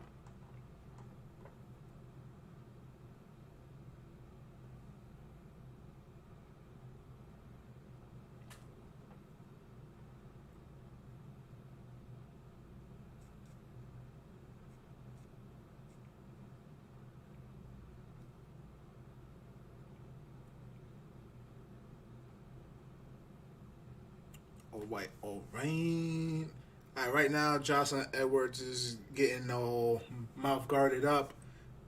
You know what I'm saying? She getting checked and everything. She about to make her way into that ring. Or the octagon. And then when Jessica Clark comes in and they do the tail of the tape, we shall return the Valium back to its rightfulness.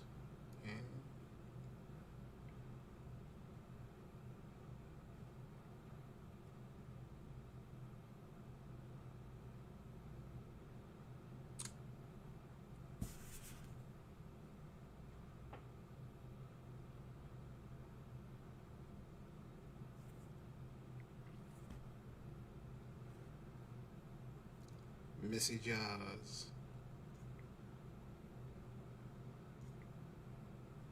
Super facts.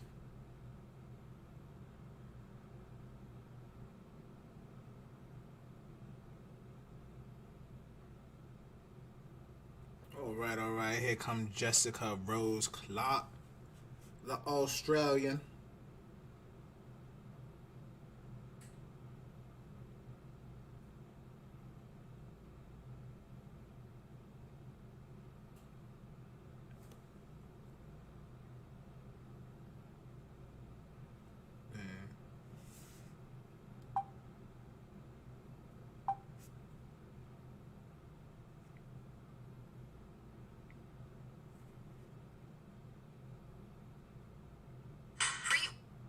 Commercials. Ooh, my package came. Hey, good shit, Gary. Good shit. All right. Once again, once the tail of the tape comes up, we shall be putting the volume back on. Right now, Jessica Rose Clark is making her way to the ring. She's getting all Vaselined up, mouthpiece in, getting checked by the ref. Feel me? Once the tail of the tape comes up, volume back up. Cause you know we not trying to get hit by no copyright. Feel me? You should be hunting for your boy. Like, oh, what that is that some copyright right there? No. Leave my video, please. I don't want to delete my whole video, please. Oh shit. All right. Jessica Rose is making her way in now. Let's go. Years older than the 26-year-old from Panama, Edwards. Taller, 3 inches. and has a sizable. Oh, somebody is cooking something that smells amazing. Oh my god. Damn. Yo, that shit just slapped me. Oh my god. Who I got? I can't really say. Because Jocelyn, she's looking good for coming in. But Jessica Rose.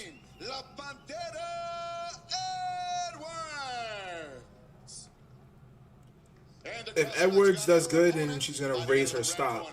But if Rose does her veteranness, record of 10 victories, 6 defeats, and 1 no contest. Fighting out of Ennisvale, Australia, here is Jessica Rose. I'm going to need you to put the fighters versus cards beside you on that green screen. No nonsense, Keith Peterson. I'll figure something out into that. Oh, you mean like Clark has competed at flyweight in the past, but wants to be I think I know what you mean. Fully healthy and at her athletic peak when she competes in the octagon. This fight clock is brought to you by Modelo. Immediately in to close the distance for Jessica Rose Clark. Yeah, that's what she always does. You can see over the last 2 years she's been working on her skill set because that takedown was very easy for her. And it's the right thing to do. Obviously, Edwards, tall, rangy, put her on her back. Good takedown by Rose. You know, it was funny when we were talking to Clark this week. I said, what's the key to beating her? She said, well, back her up. And then she said, basically, be an Aussie. Yeah. Be an Aussie. That is, you know, that's part of the mindset, though. Proud of that kind of just brawling style. Right now, Clark is doing a good job of maintaining top position in her takedown, but Edwards is doing a good job of maintaining good jiu-jitsu of not letting, you know, Clark posture up. But Clark is doing a good job of actually trying to lift her and to smoosh her further into the corner.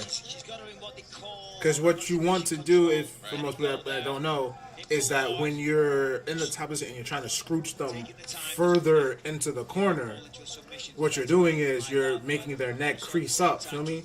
So that's less room for them to try to maneuver out. That's thus giving you a better angle. It's gonna be hard for them to move properly if you're all scrooched up. She can hit back a little bit, get her back on the fence, and she could try to work herself back up. Yeah, I mean, this is a great position and a fantastic start for Jessica. Edwards has to be careful not to grab the cage. Gotta go to work, try and pass the guard, posture up. Yeah, but I need to see more though. See some of that aggression. I either need to see Clark try to do more significant strikes, because she's trying to posture up, but Edwards isn't letting her. But I also need to see Edwards try to get up. Off of knee surgery after her last fight against Sarah Alpar last September. So she went from rehab right into a training camp. Long time to good shots, but be careful with the back of the head by Edwards. Edwards' last fight was in February, right here at the UFC Apex, when she went against Carol Hossa. Some nice little ground and pound by Clark. Edwards has to be careful to stop trying to grab the cage. Into the chest like this, you know, it does remove a lot of the submission threat, because if she lifts her head up a little bit and allows a little separation between the chests, you know, with those long legs, you got to be really careful. True. However, as I said, it's almost 3 minutes now in this position, and I think Keith is getting a little antsy. Yes, thank you. Face me. I understand her corner's all sad, but I'm sorry. I agree with that stop, with that stand up. And immediately Clark goes right back into the clinch trying to attempt the takedown. I thought there'd be a lot more stand up during the walks. I was like, I don't think she'll be shooting too often. Good dig to the body. Oh, come on, Edwards. Yes. Good reverse by Edwards. Let's go. Edwards has Clark's back. Good job. Good job. see what elbows here. Edwards can do. Yes, Edwards, elbows right now, whole side of her beam, or some right hooks. Edwards hasn't really. Good. Let me see some knees to her back of her leg. Yes. Yes. Good job, Edwards. Let me see some knees to the back of them thighs. Thank you. Yeah, and for Jess, she's got to try to dig that right arm back in front of Edwards so that she can. I would like to see more of the, I almost. Ooh, Clark tried to do slick. She tried to. She's got to try to break this grip somehow. She definitely tried to reverse on Edwards, but Edwards didn't let her with the legs. That head kick could have, if it was a little bit more. Good kick to the body. Oh, that's why you was clinching with Edwards. Yeah. Oh, good shoot by Clark, but it's against the cage. We've seen Jocelyn Edwards do this earlier this year. When she throws punches, man, she'll throw like 10 at a time. So that's why. Good job by Edwards staying up. Good job. Oh, good takedown. 15 seconds left in the first. She's got 10 seconds left. Posture up, throw elbows. Doesn't matter about trying to hold the control because the round is going to end. And they end round one with Clark getting kicked off. Round two's coming up.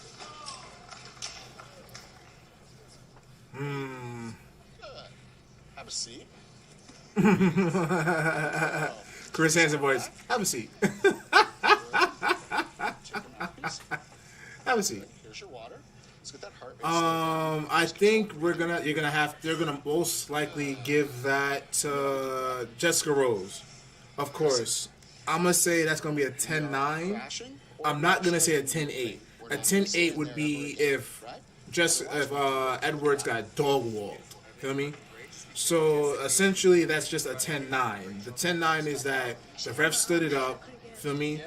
Even though Clark had the more significant time, the 2 takedowns, yes. But Edwards definitely stopped enough of them. She stuffed 2 of them, or 3 of them. What is that? 2 out of 6? Okay, more than I thought. Yeah. The 2 takedowns were significant enough that Clark's time of control was longer. So, 10-9, Clark first round. I need Edwards to do her best effort to keep this fight standing. Good lower leg kick by Edwards, but good partial left or right hand by Clark. Good lower leg kick by Clark. Step in crash elbow. That was very nice. Good lower leg kick by Edwards, but good counter by Clark. I'm surprised Clark's opening of this second round actually showed some hand speed. Yet the entire first round was implemented just to grapple the life out of Edwards. I'm surprised. I'm guessing that was probably the game plan. First round, heavy ground and pound, but it wasn't a lot of ground and pound. It's a lot of ground control. Just to try to make her feel your weight, implement your control, and make her feel it. Good knee by Edwards. And this is why I'm shocked that Clark showed hand speed, yet Edwards was the one who initiated the clinch in this second. But she's doing a good job of not letting Clark reverse her. Good job. She's doing a better job of it. For Edwards, if she was going that way, she's trying to pick that ankle, she'd have been better off pulling her back the opposite way, off balancing her. She missed. Good knees by Clark. Now Clark back in on a fence grab there. Good takedown. There's a half guard pass. That's good. That was more than she did in the first round. She was content staying in guard. Yeah, now sitting in this half guard, she can posture up more, whereas Jocelyn Edwards was doing a really good job of go to your top and just kind of holding her down there in that position. But this is what she's doing every time. She's burying the head. I mean, it's great. If Clark doesn't want to get stood up, she has to be more active. She's clearly got a wrestling advantage. You know, when she She does have a wrestling advantage, but she's not doing a lot with it. And if she's not trying to get stood up with a minute and a half left, she needs to do she's more. not doing any damage whatsoever. She's not threatening anything. She's not scoring any points. I agree, Bisbing. I agree. Yeah, getting the takedown, but then that's it. Well, that takedown game plan for Jessica Rose Clark has been put to good work. That's actually her personal best in takedowns landed. Feel me? Because like I'm a big fan. Like I love ground and everybody loves a good knockout artist, but I'm a big fan of ground and pound. But there's a lot of ground. There's not a lot of ground and pound. Like that's the whole purpose of the takedown. Feel me? Khabib voice. You know, you got to take them down and drown them in deep waters. But she's not really trying to. She's not really drowning Edwards per se. You know what I mean? Knees right under what she did under the armpits. That's a strong mount. Good job getting her back hooks in the back of Edwards' thighs, so Edwards can't muscle her off with the push-up. Feel me? Like many people would. She's got to land something to get the hands to come up.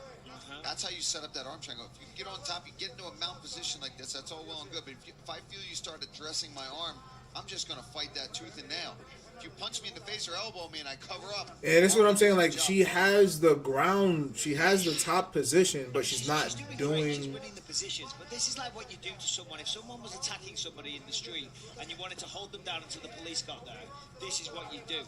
She's supposed to be trying to finish, and that's my only critique of the performance, because she's doing well. She's controlling the fight. She's winning the positions. She's securing takedowns. But now go for it. You know, if you lose position, you've made it clearly evident you can take her back down. You can take her back down. There's been almost no resistance to the takedown. I agree. And as I say, I agree absolutely with this. I'm trying to be overly critical, but that's what I see. She could definitely step up just the volume of strikes from this mount position, especially. This is such a dominant spot to be in. Again, did a great job, showed the work that she's been putting into the wrestling, showed the strength work that she's been doing. Now's a chance for you to really shine and start using those elbows that you love to throw. Yeah. I agree. I agree with Felder completely. Good elbow. There's one. We need more of that. Facts. Elbows like that make her have a sense of urgency. Yes. Clark has been smothering on top. Well, Edwards trying to go. Good job. More than 6 minutes Good job. time for Jessica Rose Clark. Okay, she tried to do a. Third round coming.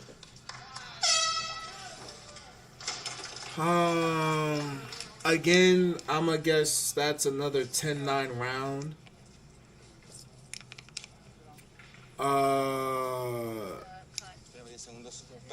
So either did Edwards get cut? We are 2 down. Okay, breathe. Okay, breathe for me. Okay. Click out of everything. Okay, Jocelyn, we are 2 down. We don't have many options. You have to I'll just do that. kill or die. You need to get out of there as soon as possible. She can't get you. How are you feeling? It's all in the hips, but her biggest mistake was initiating the clinch against the cage in that round. That was her biggest mistake. Start striking more.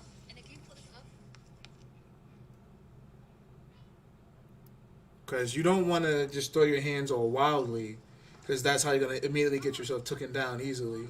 But she's got to prevent the takedown. She's done a good job. She's prevented 6 of them. But very clear, we're 2 down. Time to empty the tank. Touch of the gloves underway for the final round here. Oh. Good lower leg kick by both of them, I guess. And Edwards figures to have her most success when she's on the feet. Okay. Hands. Push her off. Push her off, Edwards. Push her off. Moments ago, she looked dangerous, and she always does when she has the room to operate. Don't let her take you down. Yes, keep up. So in that regard, it's smart what Jessica's doing. You know, I mean, yes, Jessica's doing good knee by Jessica Clark. Which is what she's done perfectly. She is carried out. Good drag takedown. Jeez. My only criticism is that she's not doing enough on the ground. I feel like she could get a finish if she went for it. I understand she's been away from the octagon for over 2 years. She wants to get the victory. That's the most important thing. But, you know, you want to do it style. Yeah. You want to make some noise. You want to let everyone know, I'm back, everyone. Take a listen. Pay attention. Copy.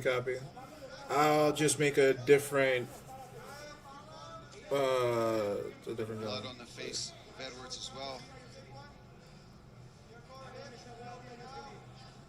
Plus, it looks like the meme. Good elbows. Elbow from the bottom for Edwards, but you figure with 3.5 to go, she's going to have to find her way back to her feet if she wants to win this fight. Yeah, she really has not. Yes, the elbows from the bottom are good, but you have to get off your back. She's not even really trying that. She's got to push off. And that's what she did at the end of the second round. After she caught that big elbow from Jessica, then she felt a sense of urgency and then tried to kick off. But we're not getting that right now. Right back into better position. But as Michael keeps saying, this is the chance for Jessica Rose Clark to posture up, start raining down some big punches, maybe force a position change where she can get to a spot where she can get a submission. There she is. Now she's standing up. Try potting better here. Right back down. Yeah, I mean, listen, she's dominating this fight clearly, so I'm not trying to, rain on her parade. But the reality is, I think when she watches this back, she'll be like, I should have tried a little bit more. And listen, I get it. Jocelyn Edwards is a very dangerous opponent. She's got to be careful, But we like to see finishes, Paul. We do. I like to get excited and scream and shout. That's a fact. I mean, you could do that. It just wouldn't seem very justified at this point. Yeah, she's pinning her down again. I mean, it shows her level of grappling and her ground game is a lot better than Edwards. Feel me? It's really up to. But it shows you the difference between just being on top of them and then ground and pound and then drowning somebody in deep waters. Yeah, at least if Jess went to mount, that would stop Keith from potentially standing you up.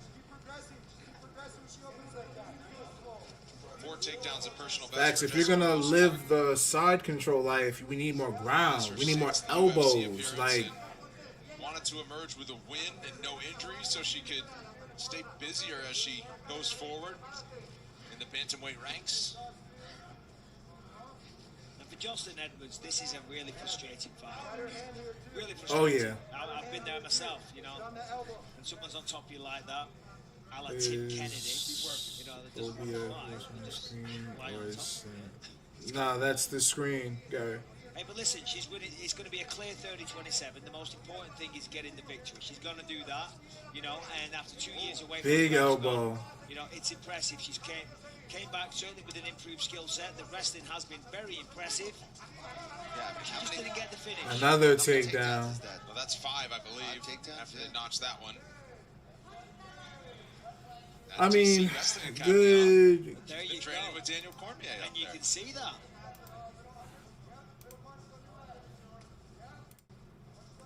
I mean, good win by Clark. Jessica Rose Clark.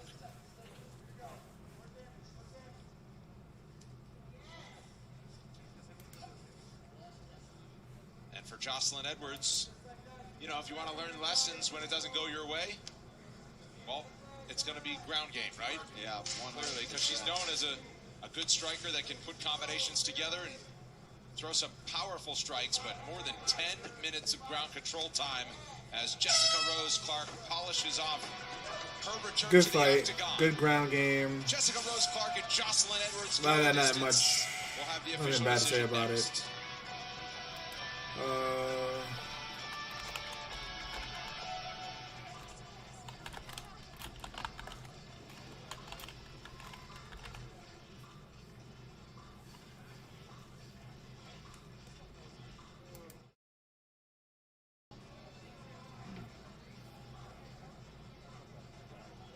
I'll do that after. Yeah, I was right. I'll do that after the podcast or after the event.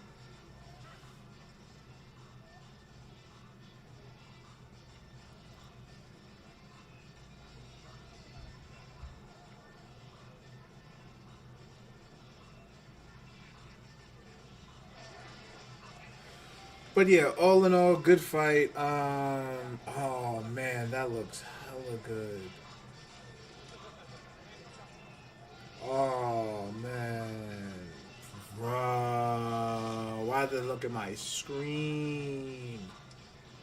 Why did I look at my TV? Dana White's Contender Series has just 2 weeks left to go this season. Watch the future of the sport compete for the Dana White and the matchmakers to earn a UFC contract. Live action this Tuesday at 8 Definitely got to give me some food after this. And now for the official decision brought to you by DAV, Disabled American Veterans, keeping our promise to America's veterans. For that decision, here's Joe Martinez. Ladies and gentlemen, after 3 rounds, we go to the judges' scorecards. Here are the totals. 30-27, 30-27, and 29-28. All for your winner by unanimous decision, Jessica Rose Clark. I'm here with the winner, Jessica Rose Clark. She was like, no, I don't want to to the hug UFC after 2 years and a clearly dominant performance. How you feeling? Yeah, I feel amazing. That was hard, man. She's strong as fuck. Sorry, guys.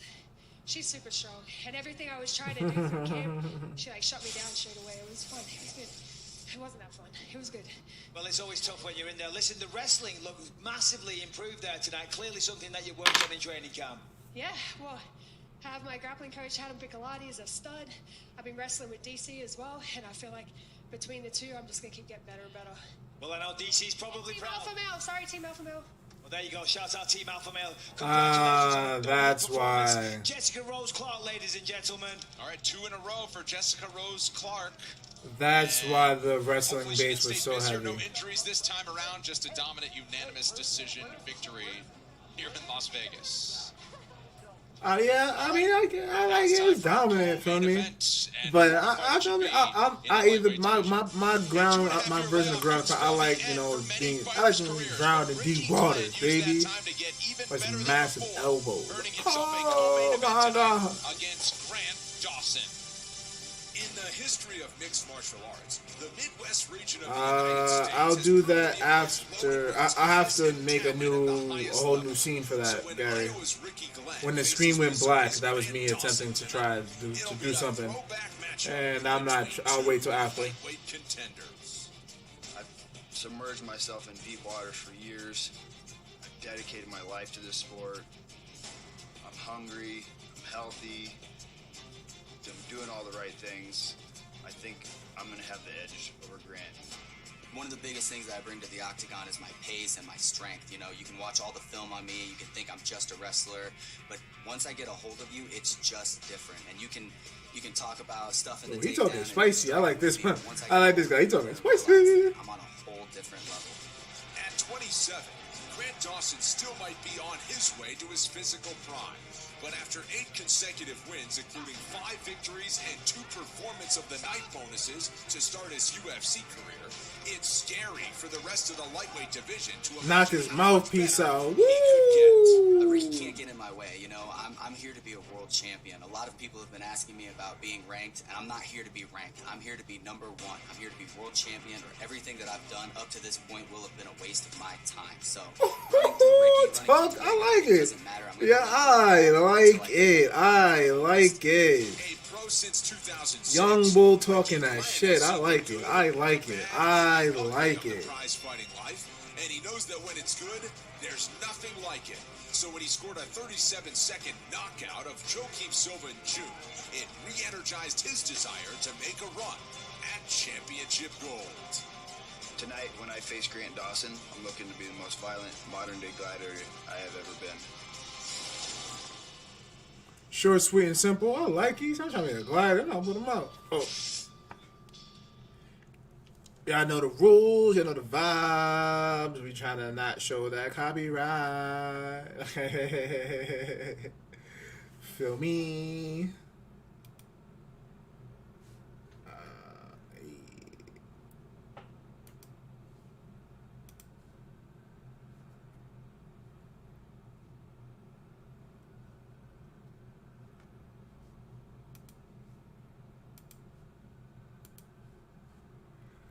All right.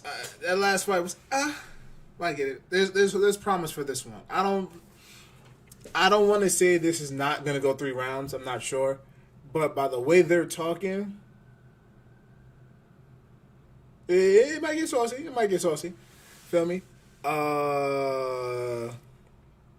We'll definitely see. I'm just excited to see this main card or the main fight. The main event of the evening.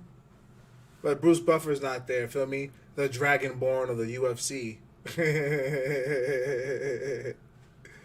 Feel me? But definitely a UFC 268 though. Ooh, can't wait for that in 2 weeks. The whole rest of this year, fights just look amazing, man. What? Plus Kayla Harris. I gotta double check what PFL fight event Kayla Harris's fight is. I think it's. Is it the end of this month or is it next month? Because I know it's not in December. I need to look that up. Because we know we're doing an event for that. We're doing a watch-along event for Kayla Harris, though. What you talking about? I said Gary Bay. Jinbei, Gary Bay. Gary Bay. Yeah, you gotta say it with like an anime accent. Gary Bay.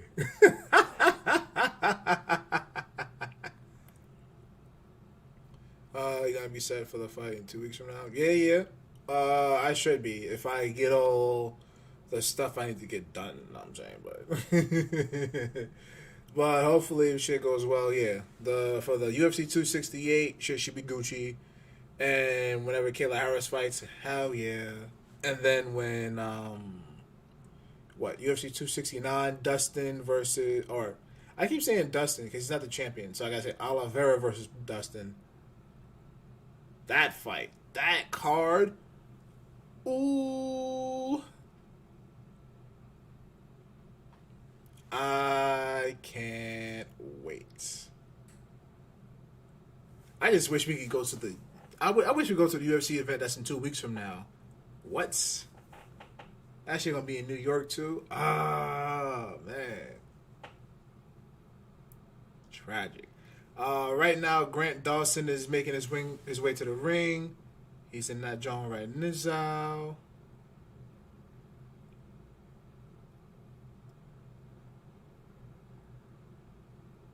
Is it time for the tail of the tape? If it's time for the tail of the tape, we gotta turn that volume back up. Yes, sir. Yes, sir. Yes, sir. Glenn. Iowa's Ricky Glenn is 5 years older than Grant Dawson. Let's He's also go. 2 inches taller, standing at 6 feet even, but an 1.5-inch edge in reach lies with Grant Dawson. Back inside the octagon, here we go, Joe Martinez. Well, fight fans, we are set to go with the next fight tonight. 3 rounds, this in the UFC lightweight division. Introducing to you first, fighting out of the blue corner. Like, I want to say it along with him, but I can't. Like, I need to be Bruce Buffer, man. I need it. His record stands at 22 victories, 6 defeats, Andrews and and 1 hers. draw. Iowa, here is Ricky, the Gladiator Glenn. Fast claps it up, clap it up, clap it up. And across the octagon, his opponent fighting out of the red corner. A mixed martial artist standing 5 feet 10 inches tall. He weighed in at the lightweight limit. Oh, somebody got hurt in the college game. Holds a record of 17 Clemson game, fake clap. Just 1 defeat. Fighting out of Lee Summit, Missouri. Oh, that's helmet to helmet. Grant K.G.D. Dawson. Yeah, that's clearly helmet to In helmet. charge of the action is Mike Beltra. Oh, my son, Viking beard. Damn, bro, why is it hell All right, ready for our co-main event here in the lightweight division. Ricky Glenn is your biggest underdog on the card. Let's He's used to a spot like that, go. and he's come through as a big underdog in the past. Your biggest favorite this afternoon is Grant Top Dawson of the in first fight round. Let's get Ryan it. Modelo. Oh, good leg kick by fucking. Who was that? Who was that? Glenn with that leg kick? That shit was chopped. That Chris, you heard that shit? For Grant Dawson, perfect 5-0 since joining the UFC. Dawson with the head kick attempt. Won on Dana White's Contender Series back in 2017. Partially blocked by Glenn. UFC contract. Dawson with a lower leg kick. Grant Dawson, you'll see him out wrestle his opponents. So we were talking to the wrestling coach of Ricky Glenn this week, one Tyler Brandt, and he said, partial baby leg kick by Glenn. Ooh, good body kick by. Oh, good scoop takedown shot by Dawson. But Glenn did a good job of getting back to his feet. Dawson put him right back down. Good job of Glenn to get back up, but Dawson put him right back down. Facts, Gary. Facts. The shoot on that first takedown was magnificent. But Glenn did a good job of trying to fight it off. But the second one was like, yeah, try again now. There's not really a secret to what I'm going to do. All I need to know is what. See, this is what I like to see, feel me? That's what he says. Glenn is literally keeping his knee the way it is to prevent Dawson from advancing. We don't see enough of that from most fighters, feel me? If Edwards in the last fight was attempting even some of this, she would have done it. She could have had a better chance. But you know, hindsight is 20/20. This is outside and watch long. This is why clinch work is important, man. Definitely, clinch work is important. Ground game is important. Feel me? I think mangas came or webtoons came out. Good knees by Dawson. That one got through. Mm-hmm. Knee them ribs up, baby. And not underestimating the challenge of the veteran Ricky Glenn in this spot as well. Oh no, we're in the same part. Oh no, yeah, I think you're a few ahead of me. Because mine's on a 20-second delay. Back to his feet is Ricky Glenn just for a moment. Uh-oh, got his back. Uh-oh, got the hooks in. Got the ink, got the hooks in. Uh-oh. Got the body trying. Glenn's doing a good job of trying to turn, but he's not doing a good job of it. Good hammer fist. Good hammer fist. Give me that neck. Good hammer fist.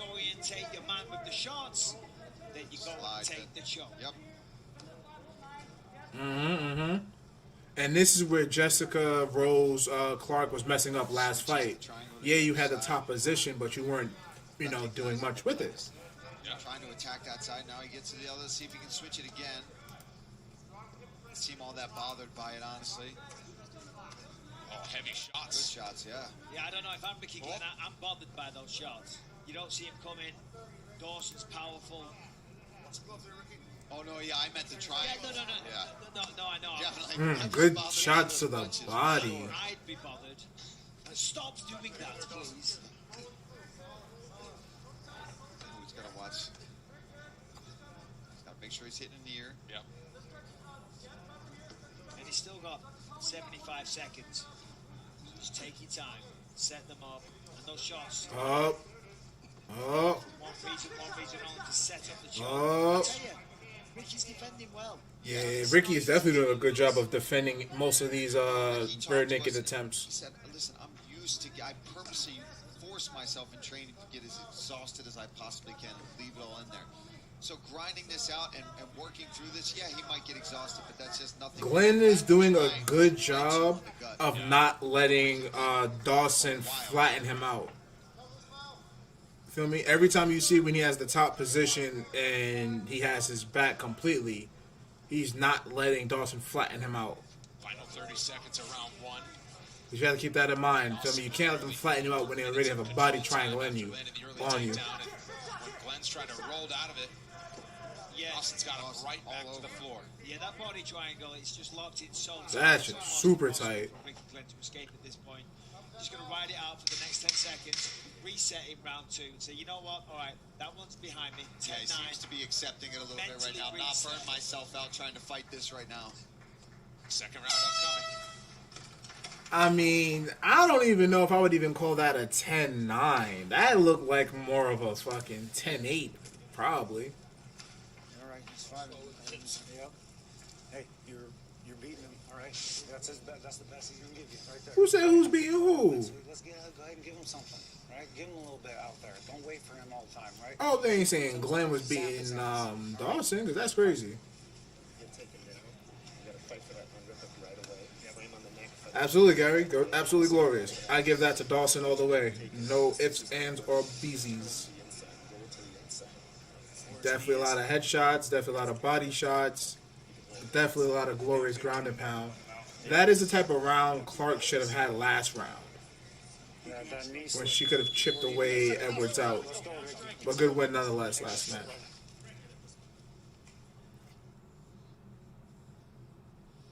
Glenn is going to try his hardest to keep this fight standing. Next Saturday, it's an ESPN Plus special presentation of UFC 267 from Abu Dhabi. Jan Blachowicz defends the light heavyweight title. That's next week? Plus an interim bantamweight championship Right. matchup. Corey Sandhagen, special 2 p.m. Eastern start time. 2 p.m. To ESPN Plus, no additional pay-per-view charge for a loaded live event. Paul's Damn. Head back over to Abu Dhabi. Oh, that was crazy. Nice work there from Ricky Glenn, but can he Yo, that was crazy, chat. Dawson attempted a takedown. Glenn reversed it. That was crazy. That was good. Yo, Glenn, get my respect for that. Good sprawl, good sprawl, good sprawl. Once the doubt creeps in, it's all out the window then. You know, but he's still in this fight. Oh, Dawson right back to it. Single leg. Well, Dawson knows nice defense, yeah. Dawson knows how to win this fight, though. He knows, well, this is what he does every time. This is his bread and butter. He's going to stay up, though. Wow, that's a lot of energy being exerted here too. That is that's something that Grant Dawson is at least used to doing. This isn't the first time that he's had to try to dig deep, fight for takedowns after being stuffed. Good knee to the body by Dawson. Still with the hands locked, now behind the back. Oh, good trip by Dawson. I mean, that was beautiful. Good trip. That trip, exactly, Gary, exactly. That trip takedown was so beautiful. And he fought for that. He fought for that hard. And now you make him carry all of your weight. Because Glenn's not even trying to get up. All he's doing is, like, he's doing a good job of bracing his leg. Gotta roll. Yeah, but the only problem is when you're trying to kick up and scramble, you have to push away and then try to get it immediately as possible. But Dawson has been on that ass. Yeah, I mean, you have to give yourself a fighting chance of winning the fight. Yeah. If he stays here, then he's 2 rounds down. Yeah, I agree with this. Could be voice. I agree with this. Finish off some description, but the chances of those happening get less and less. And that's exactly what Dawson said leading into this fight. Is these fighters, when they face me, they think, I've got to get a knockout. I've got to get a knockout. That's the only way for them to win. And he's like, if that's their only chance, it's going to be a long night for them most times. Dawson has to be more active. He's not as active as he was in the first round when he had this takedown. Improve your positions, gentlemen. You got to work. Work to finish. Let's go. Facts. Talk about it. Urging more action on the ground. 2 minutes to go, round 2. There you go. Oh. Dawson trying to advance. He opened the door there for Glenn for a moment, and now right back on top of him. Mm-hmm. Partially got him in side control. Watch the cage. Watch the cage grabbing.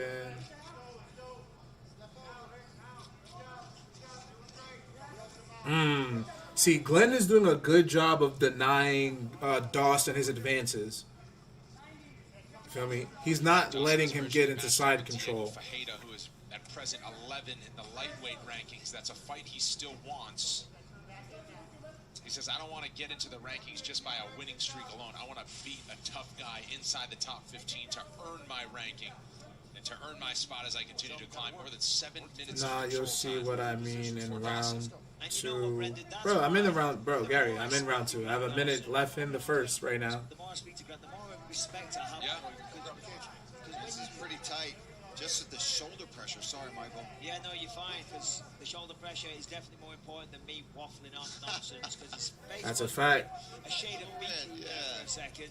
Glenn's whole face is red. You hear the confidence, and you hear about the work that he puts in, and how much this means to him. What's good? Every time when he goes out there in the Kus. octagon, you know, and you know. Do you want Costa? Well, at first I wanted to see who was going to be the better person, but because of Costa missing weight and literally having to go to light heavyweight, I'm leaning Vettori. Either Vettori's going to win by absolute ground and pound and drown him in deep waters, or Costa's going to knock him out first round. Because Costa looks mad big. Mad big. Like, I agree with what Chael Sonnen said. I never want to see Costa in middleweight again. If Costa wins, stay at light heavyweight. You have a good chance of winning the belt there. Stay there. He needs to be. He has a history of missing weight, and his attitude toward. If you would have seen him during this entire fight week, you'd have seen his attitude. He came into fight week 211 pounds. When his fight class is middleweight, so you were never cutting to middleweight coming to fight camp or fight week 211. Nah. We don't know. Ever since he lost to Izzy, Costa's had the mind state of a diva, honestly, in many people's eyes. Feel me? Like, he made the excuse of him not fighting Cannonier. Oh, I never had the contract for Cannonier. And then for Vettori. So, I don't know. All I'm going to say is if he loses to Vettori, he might be out the door. Round 3 is brought to you by P3, the official So he needs to knock Vettori out. No, not losing. Yeah. The way he lost to Izzy, and because remember, we haven't seen Costa since he lost to Izzy, and look at everything he's done in this entire year. Oh, what happened? Good knee to the chest.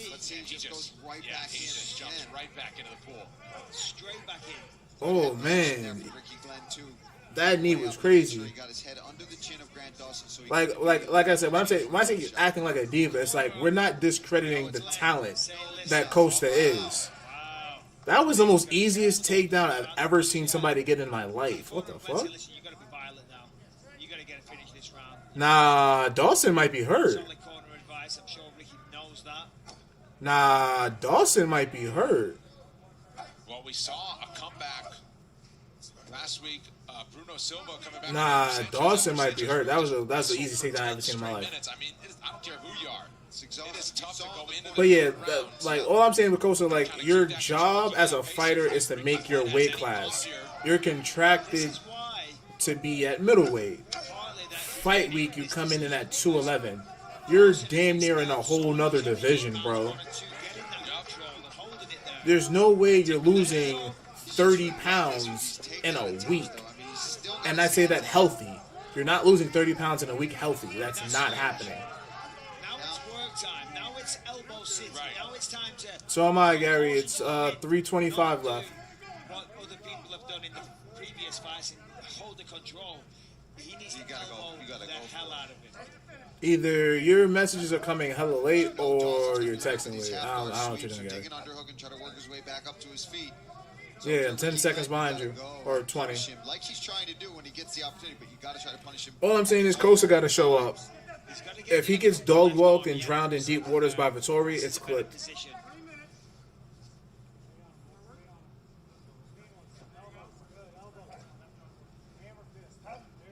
But I can definitely see Costa doing good work at light heavyweight though. Marvin Vettori coming up next. A lot of bad blood brewing before fight week started, and then all that's unfolded this week here in Las Vegas. That's all I'm saying. What happened? Right now, well, how about this for Ricky Glenn, who he's trying to release. I know he doesn't have it now, but you can see that all this wrestling has really been wearing a bit. You're not wrong. You're not wrong in that aspect completely. If Vettori clearly could have dubbed the fight and been like, yo, he's mad unprofessional. He didn't come in for weight. I'll take my 20% and then we can just settle this another time. He could have.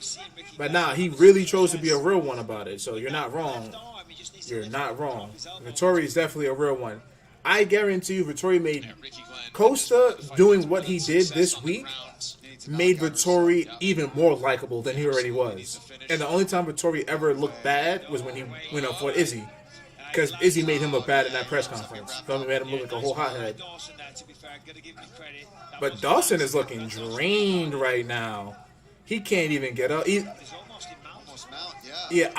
Dawson is looking like he is drained right now. Like, he burnt all his energy out from the first 2 rounds. Like, yeah, what happened to all that energy, bro?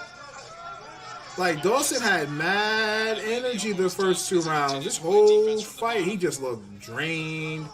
All he's doing is shelling up. He's just trying to survive. Good elbows. Big elbows. Exactly. Good points from Vettori. Exactly. Hammer fist. I like it. I like it. Let me see more of those. Oh, yeah. Oh, yeah. And we all know when it comes to weight cuts, whatever weight you weighed in isn't the weight you're going to be at fight night. That is not going to be the weight you're going to be on fight night. I mean, he's got 30 seconds. If he can do some damage, there's a potential for it, but I don't think on this it's going to be. So, probably going to end 29-28. This is going to be an interesting... This is going to be... Oh. If he cannot survive 20 seconds... If he finishes him with 20 seconds...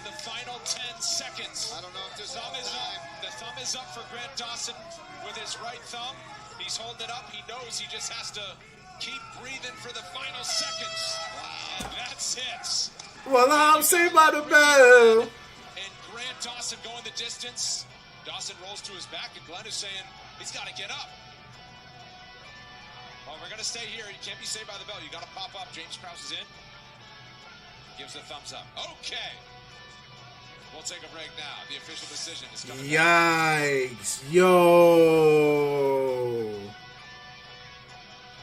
That would have been crazy if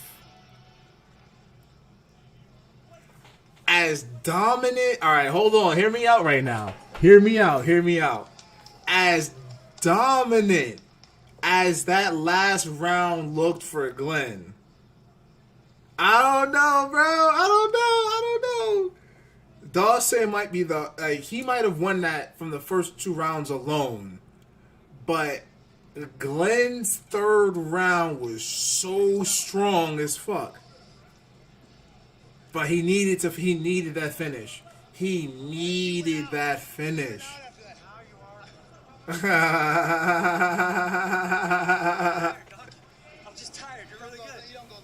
I love fighters banter. I love the banter at the end. That's why I love this sport, man. I absolutely love this stuff. Exactly. That last 10, 15 seconds, man. Oh, yeah.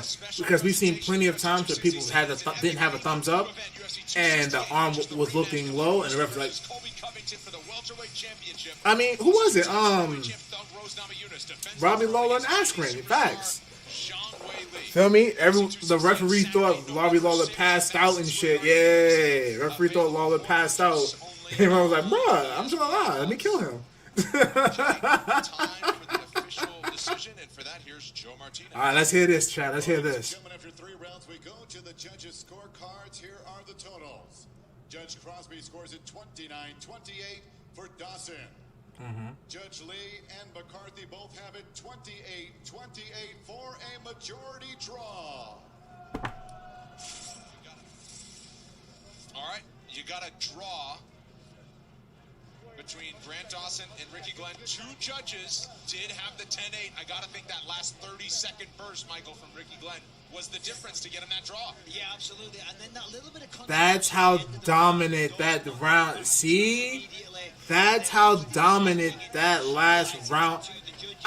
Sends a message to the judges that perhaps he was almost finished, and then that would make it if he had the first 2 rounds. This is the moment that we're talking about, where Glenn was saying he was out. Yeah, I don't think he. I think he's exhausted and on his. Yeah, he's not out. He's exhausted. It's him falling over. Listen, he's obviously not out, right? He's not. He gassed himself the first 2 rounds with that heavy ground and pound and takedown. Like, yeah. I don't agree with that. I don't agree with that. Down at him. I'm a fan of Grant Dawson, but the body language is terrible. It doesn't look good. You're not wrong. You're not wrong. Oh, cool. You're cool? One fight left, but first a look at background. Yeah, Now rated M. you're not wrong completely. Hold on. Gotta mute that. Yeah, that Herb Dean one. Yeah, Herb Dean is one of the best referees in MMA without question. But that one was sketchy. But all good refs have a questionable moment in their refereeing. So, but yeah, that last one I don't agree with. I believe that was definitely a split decision. Dawson had the first 2 rounds, and Glenn's third round was mad dominant. But just because your third round was dominant doesn't mean. Yo.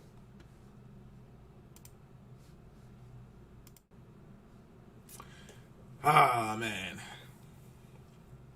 But we're almost here, chat. We are almost here at the main event of the evening. Are y'all ready? We are almost here. We are almost here. Let me get y'all predictions, chat. Let me see it on YouTube and Twitch. Let me see y'all predictions. Who y'all got, yo? Who y'all got? Vettori or Costa? If you got a round, let me hear the round. If you don't, let me just hear the prediction. I had to trim my beard. Across the world in Europe and Italy, Mezzo Corona is the hometown. Wow, they are packed outside in Italy. See, that's another thing what I love, and like the MM, like some of these countries where like they're in these countries and their cities where like when their fighters are actually from, the support they actually get, always like warms my heart. Always, as cold-blooded as I may be, I always love seeing that shit. Always. Ooh, talk to me nice. Vettori by TKO in the third. Ooh, I like it. That's bold. I like it. I fight Zara Adesanya, and I had a lot of problems before the fight. Oh, Drunk Costa. Last fight, Drunk Costa. He was really smart. He found a hole. He kept going for it. He slipped through my hands. It was a good fight. I'll give Vettori that. His fight with Izzy may have been Izzy's best test since Gastelum. Gastelum was the last hardest test Izzy ever had.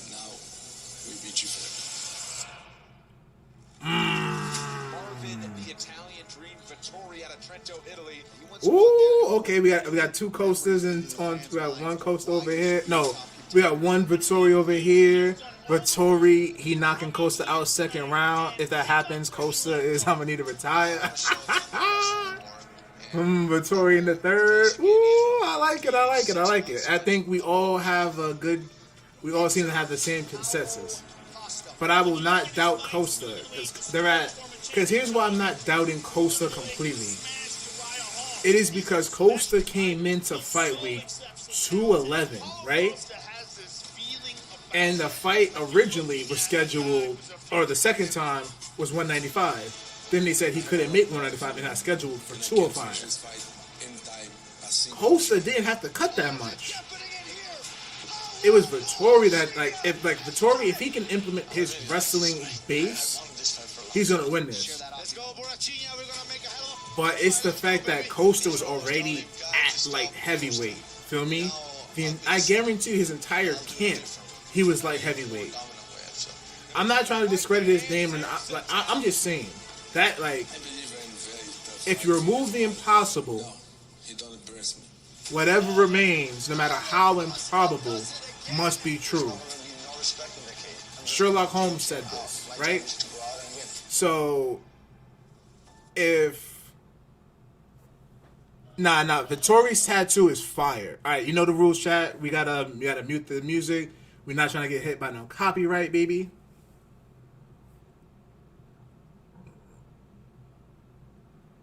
Oh, hell yeah.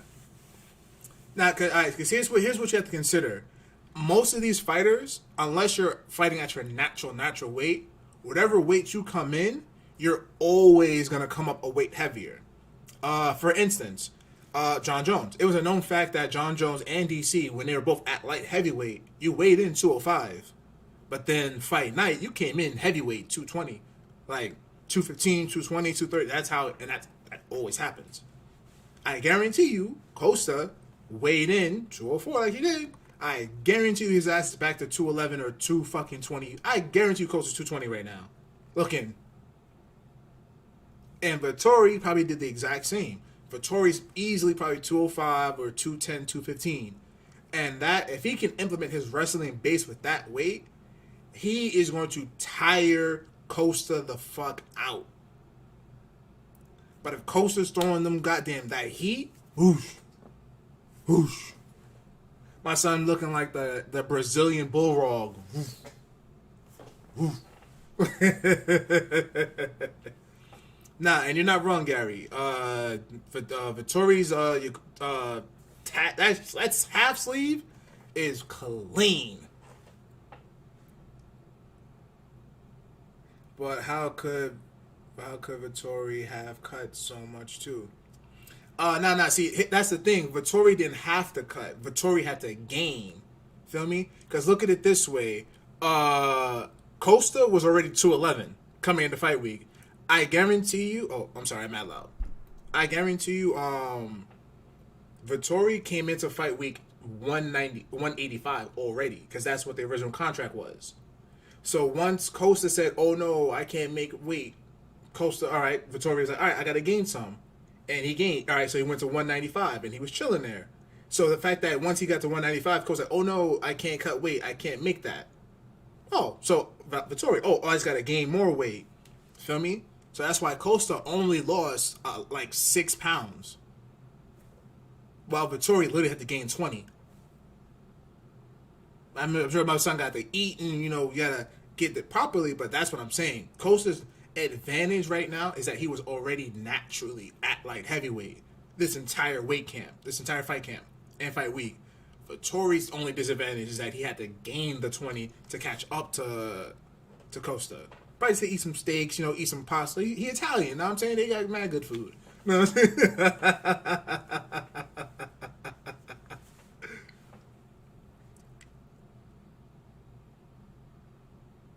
Yeah, definitely since Tuesday or Wednesday when they had the interview together and shit. And Coach was like, and Vettori asked him, what weight are you right now? He's like, I'm around 211. And Vettori laughed. Vettori dead ass laughed. It was like, bro, you're middleweight, right? Give drunk Costa his. The Italian wine is fire though. I'm not a big wine guy like that, but there's some fire wines though. I ain't gonna lie. I ain't gonna hold it. My son Costa ran to the Octi, boy. All right. Brazilian Superman. Nah. That's Brazilian Bizarro. He ain't Superman, bruh. He ain't Brazilian Superman. The last one they used to call Brazilian Superman was Vitor Belfort, and my son was juiced up to the gills, baby. Nah, Vitor was Brazilian Bane. That's what he was. No. That's a fact. Vitor Belfort is definitely Brazilian Bane. My son, his muscles had muscles. Him just was all roided up. Yo. See, look at Costa right now. Looking odd, bro. If he beats Vettori, I don't want to see you in middleweight no more. But if you lose, You're going to Bellator, PFL, or One Championship, bro. Or you're gonna go fight YouTubers. You're gonna fight. He'll probably fight Logan Paul. If you lose Vettori, he's gonna fight Logan Paul next.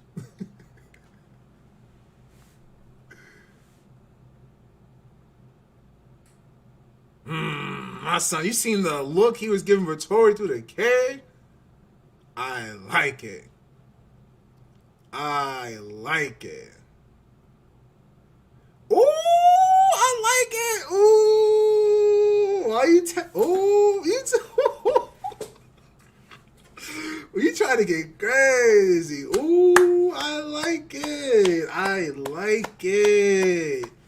Why you trying to get like that, Costa? Oh, Costa, I'm nervous for you, boy. You better knock Vettori out first round, or it's gonna be a long fucking night for you, bruh. Ooh. Let's go. Tail of the tape. Down at light heavyweight. Paulo Costa, 2 years older than the Tail of the Italian. tape. 28. He's 1 inch taller. We highlight the weight because this fight was scheduled for 185 pounds. Fight week activities. And what's good, King? Yo. 2 inches in reach. Good to see you, my guy. Vettori. We set the table one final time with Joe Martinez. You came right time for the main event. Ladies and gentlemen, here we go live from the UFC I need Vegas Bruce here Buffer for this. in Las Vegas, This Nevada. This is the main event 5 rounds of action of this the scheduled in the evening. UFC light heavyweight division. Ooh, King got Costa. Okay, King. Okay, King. I do hear that. I like it. I like it. The 3 judges scoring at octagon. Yo, fucking my bottle at Costa. Nah, I like too much fatty. I like too much pizza, bro. I can't. At best I ever have is a 4-pack. I can't get the 6, bro. And now, ladies and gentlemen, the judges are ready. All right. So we got two Vettoris and 1 Costa. All right, chat. I'm keeping track of y'all. I'm keeping track. We got two Vettori votes and one Costa. I'm gonna put them in both Twitch and YouTube. Weighing in officially 204 pounds, his record stands at 17 victories, 5 defeats, and 1 draw. He is the UFC's number 5 ranked middleweight contender in the world. And 1 for Verona, Italy. Costa. Here is Marvin, the Italian Dream, Vettori.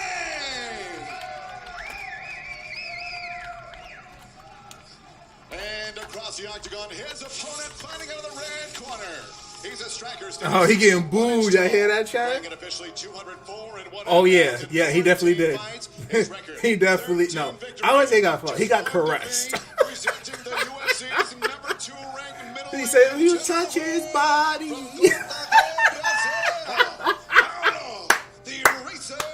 You're not wrong, Okuyu.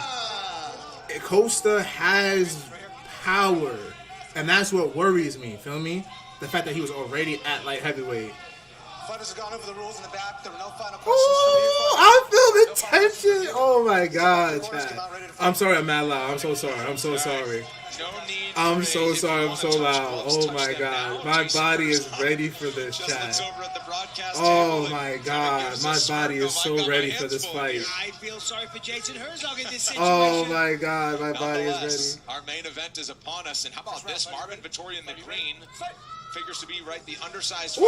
Let's go, Chad. He has swelled to a -195 favorite. Okay, Costa with the attempted head kick. Costa with the heavy lower leg kick. Straight away. Now the key for victory, I think, in Vettori is mixing in the takedowns. We know Costa is a banger. I'm surprised Vettori isn't chopping Costa's legs out right now. He can wrestle, he can take people down. If he does that, he's got 5 rounds. Good lower leg kick by Costa. Heavy inside low kick. That Vettori's gonna be in for a problem. The fact that it's Costa doing, oh my God, that head kick was blocked. But get on this. After the fight, Marvin Vettori pressing on him after the start of Costa. Yeah, good counter there from Vettori on that kick. Knocked him down. I'd have to see the replay to see if that was. Chop his legs out, Vettori. Chop his legs out. Yeah. It was more of a stumble, but certainly it allows Vettori to now be on the front foot here. Yeah. Chop his legs out. For Costa. Nasty body kick. Right kicks are so powerful. They are.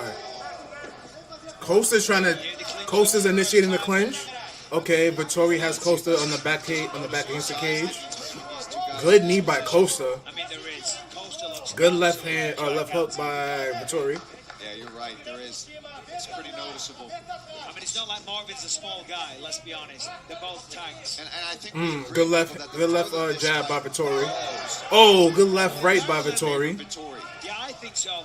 Certainly with the intensity, and we don't know the full story. Good jab by Costa. You know, did he rest on his laurels? Good partial jab by Vettori. These are always questions you have to ask. Oh shit! Hold on, my bad, y'all. This way. Or did he come into this and plan on doing this? I'm not trying to miss nothing. Knowing that Vettori would take the fight. Right hand lands for Vettori. Oh. Good hands. Good hands. Good shot to the body by Vettori. Good partial body kick by Costa. Partial feint by Costa, but Vettori saw it coming. Good left jab by Vettori. Good body kick by Costa.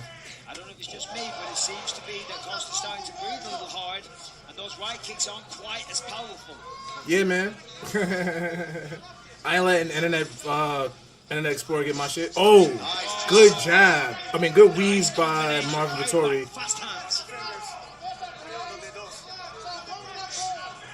Partial leg kick, but it's blocked. Yeah, every time Costa fires, Vettori fires back. Ooh, good lower leg kick. Good jab by Vettori. Being calculated too, not over swinging. He's blocking those right kicks. I'm sure they're hurting on the Good arms. jab by Vettori. I'm telling you, Paulo Costa's fading already. Oh, bad. I am surprised. Good elbow by Vettori. Stringing together a combination. Yeah, good volume from Vettori. Oh, what was that? Yo, what was that? Big right kick. I think Costa might plan. Yo, did y'all see that? Let's fight in a phone booth here. I'll trust my power. His gas tank is already fading, unfortunately.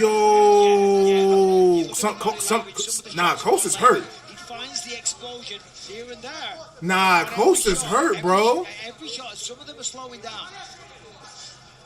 As I say, 20 pounds. Nah, Vettori hurt him, bro. Reason for that.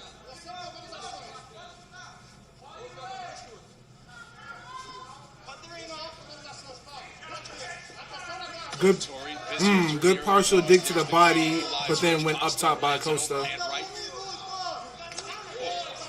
Good body kick by Costa. Good right. You know, we talk about Costa's gas tank maybe showing a little signs of fatigue right now, but we've seen him against Yoel Romero. We've seen him have to grind and go and throw big volume. But moving up a weight class, and I can tell you, speaking from He's not exactly. And that's what I was saying earlier. You might naturally be there at light heavyweight, but you're not used to fighting at light heavyweight. Feel me? Simple as that. Good hands by Vettori. Nah, King. What happened is that Costa got like a hairline or a hair transplant or some shit like that. You know, so maybe it's when he was recovering from his ass whooping from Izzy. Oh, you should have punished that, bro. Fun round. Yeah, exactly, King. Exactly. Second break. Back after this. I give that. Nigga said I look like Jerry Kennedy.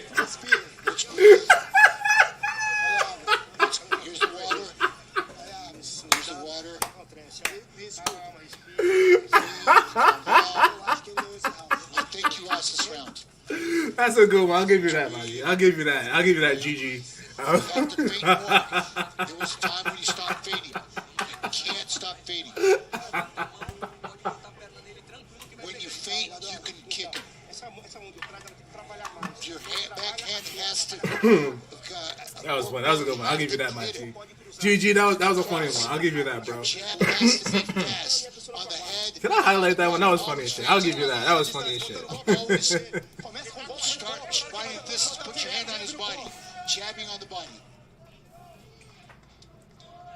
Get back. You too, back. 4 of Paulo Costa's last 5 fights have ended in the second rounds. Most of the time, he's emerging victorious, but of course, in his last fight, he was not. It was for the title. It was last year in Abu Dhabi. Head, body, leg strikes look like this. Look at Vettori. All right. Top of the second round. Strikes landed to the head. Mentioned the body work of Paulo Costa. Good body kick by Vettori. Partial body kick by Costa, but it was blocked.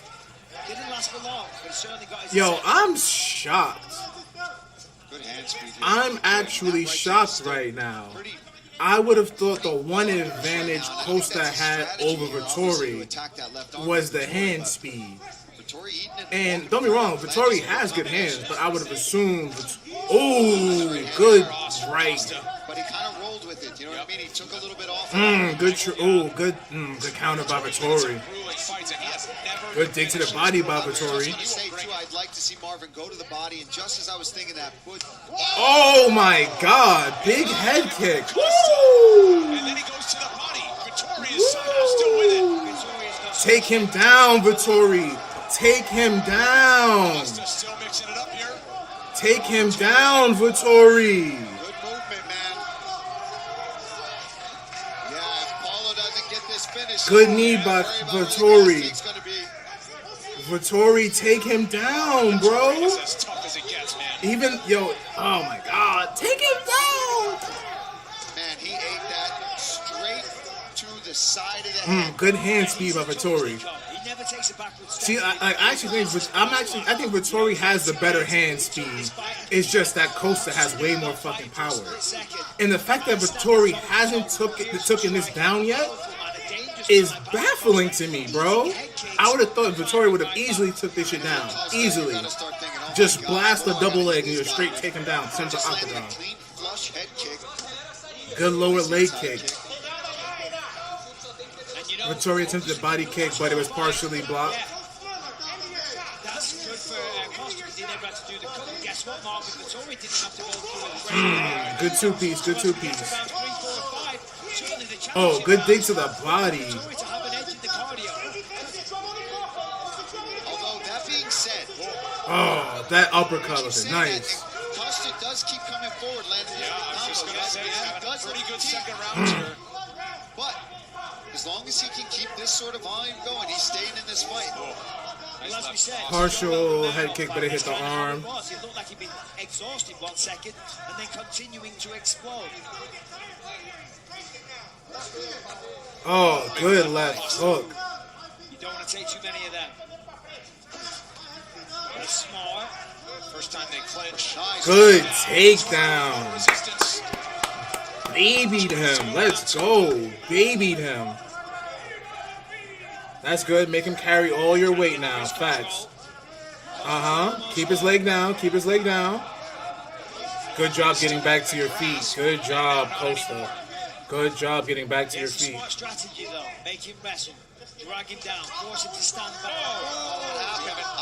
An eye poke as Jason Herzog. Oh, not another eye poke.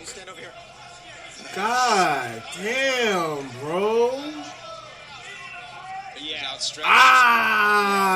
No question about it. Yeah. It doesn't appear to be a fight ending eye poke. That's like what, the third eye poke this main card? You cannot do this again, okay? I'm telling you, I'm gonna keep saying it, bro. The one thing Bellator has over the UFC is their gloves. Bellator's gloves are more curvy compared to the UFC, where your fingers are like out. Because when they're more out, the eye pokes are more natural. Feel me? Where people that are wrestling, like when you're a striker, your hands are naturally like this. When you're a wrestler, your hands are more akin to being open like this. And that's where most people in defensive, they come out and they go with the eye pokes. That's where most of the eye poke coming from. At least when it's Bellator gloves, they're more curvy, so it's not easier to eye poke. Feel me?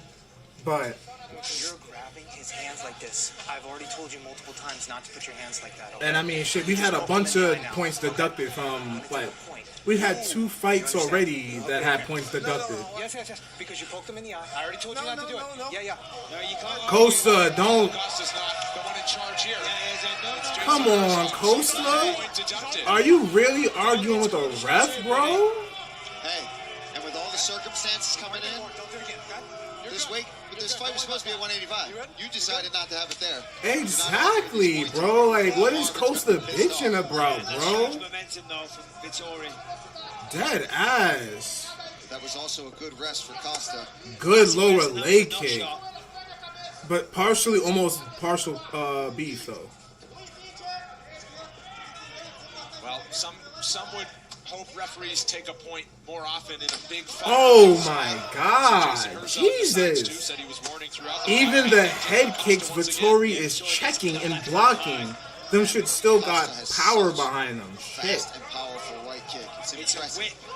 Good counter by Vettori. The way he whips that kick, but it's great technique on it as well. Vettori's going to rip to the body here. Yes, Vettori, more. Yes, Vettori. Yes, more of that. More lower leg kicks, bro, so he can't load up his punches on you. Vettori, let's go. Combinations, yes. Yeah, Costa does a really good job of defending, but it's a super high guard. I'm not going to lie, Vettori is making Costa look like nothing more than a musclehead with power. Significant strikes in round 2 in favor of the Italian. Oh, good partial left hook by Costa. Oh, good left hook by fucking Vettori. All check. Body shot from Costa. We'll keep it here. I'm gonna give that to Vettori 10-9. Chat, let me know, y'all, and let me know in the comments what are your rounds. I have Vettori 10-9 in the first, 10-9 in the second. So I have Vettori up 20-18 through 2 rounds. What do y'all have? That high kick is going to cut you, okay? Keep that left hand. What do y'all have? Let me see the rounds. Okay, so you can time this to step in with the cross. Another thing, you make that angle. All right, here's the right hand landed by Costa. And here's the head kick. He throws a feint right hand. That was a good one. Shin and foot to the side of Vettori's head.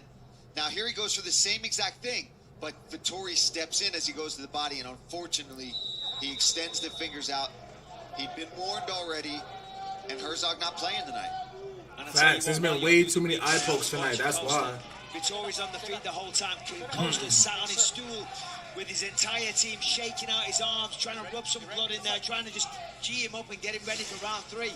And that's what I'll give Vettori. Vettori's gas tank is a lot better than Costa's. What he did against 5 rounds against Israel Adesanya. Tremendous output. After this round, if Costa hasn't found a way to put Vettori down, he's going to be a lot more shooting for accuracy shots instead of power. Good partial head kick by Costa. Good dig to the body by Vettori.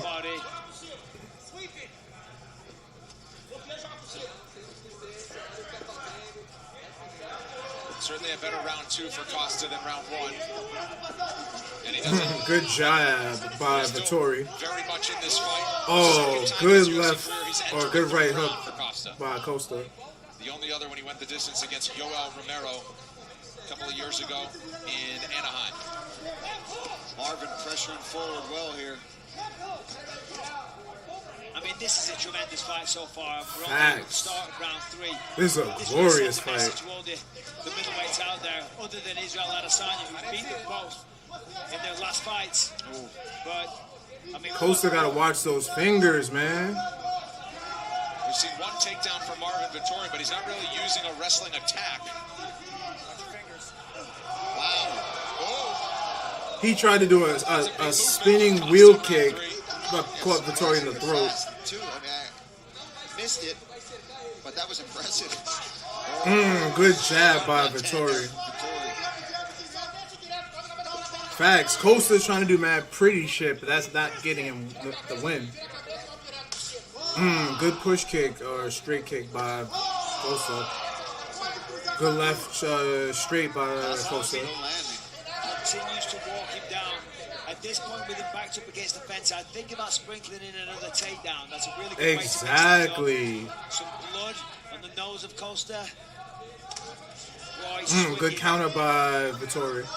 Big clinch up. Vettori back to the fence. Let me see that. Let me see the clinch work. Backs him up to the fence, I should say. Let me see that clinch work. Good elbow. The problem is too for this wrestling in this clinch situations. Both these guys are so sweaty right now in round 3. Good trade. Good trade. Seen hardly any kicks though from Marvin. That's what I'm. Oh, I'm so loud. I'm so sorry. Like for real. Like you would think dealing with a power puncher like Costa, I would have been chopping his legs out from round 1. So by the time round 3 to 4 hits, you're not going to be able to plant your legs and load up on your power punches.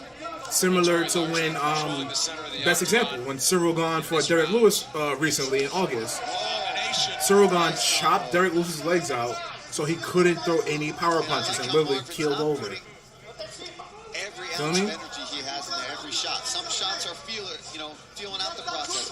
Range finders. Then he'll throw a big power shot, but back off of it. Whereas Costa just good lower leg kick by Vettori. Kicks or punches. Everything has just lights out intentions on. Good trade by Costa with the takedown. Thinking about a triangle there, but he's got to be careful. Unlikely from Costa. Oh, okay. Vettori on his back. Costa with the ground and pound. Vettori doesn't want to stay down. Nicely done, though. He's going to watch the neck. Got to be careful. Costa's looking for it. Oh, guillotine. Vettori's out. Good job. Get to take. Good reverse by Vettori. Good job. Good job. Vettori with top position. Yeah, and that's just cost him the round as well, I would say. I'm actually surprised by that. I'm actually surprised Costa's the one who initiated the takedown. Rounds to 1 and a point deduction. Come on, I need Vettori to try to get the side control right now. And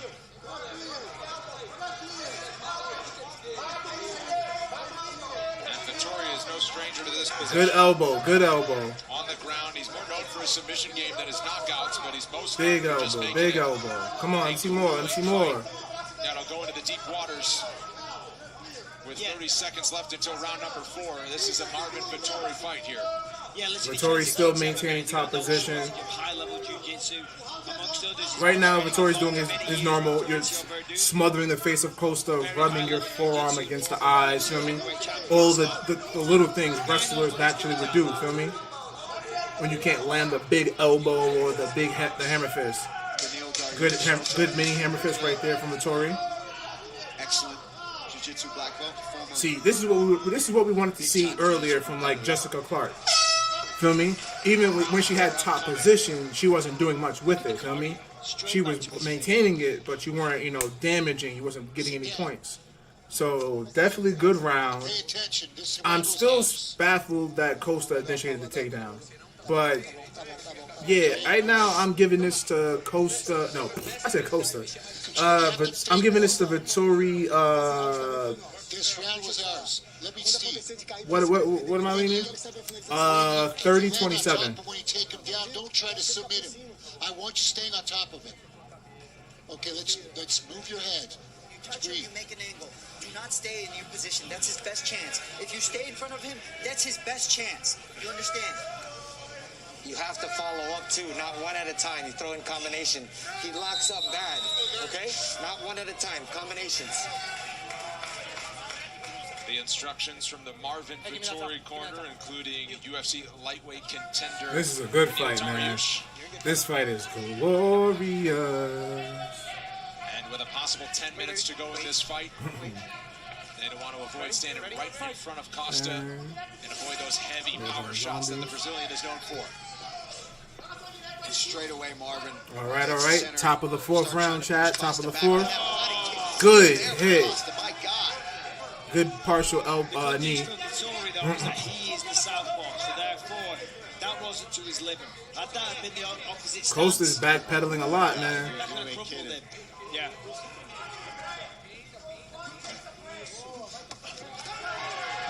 Big hits by Vettori. Big hits. This is funny. We haven't seen Costa get walked down like this since Joel Romero. But in that third, he walked Romero down. Left hook from Costa. Vettori's been fake walking him down this whole fight. Good jabs by Vettori. Good left jab by Vettori again. Lower leg kick, Vettori. Let me see the lower leg kick, bro. Good step in. Oh, nice. Nice. Yeah, Costa's trying to make it look like those shits don't hurt, but nigga, you're getting teed up, bro. Stop it. He's been a bad guy this week, but he is a fun fighter to watch. Good jab there from Vettori. You never miss a fight. Vettori with that step back. Vettori got cut across his right eye. Or across his right eyebrow. Great throughout these 3+ rounds as well. Yeah, and you know, he talked about wanting to It could have been from the elbow last round. and teach him a lesson. He hasn't backed up from that. There's been some wrestling exchanges, but Marvin has been more than happy to stand and trade. Blood coming from the right eye of Vettori doesn't appear to be bothering him. Big knee, big knee. Good dick to the body. Another big knee. Ooh, dig to the body by Costa. Nice dig to the body by Costa. This fight's awesome. I mean, as This fight people is. already had this one circled on the calendar before all the surrounding. Oh, partial head kick by Costa, blocked. Come on, Vettori, stop staying straight there in front of him. Nice volume there, though, from Vettori. True. Not loading up, just putting out the numbers. I'm really shocked by the lack of pure ground and pound by Vettori. Good push straight kick by Costa. Partial lower leg kick by Costa. Questions about Costa's gas tank as it goes into the later rounds. He is keeping up with it. And even in the last round, in the third round, was able to secure a takedown. So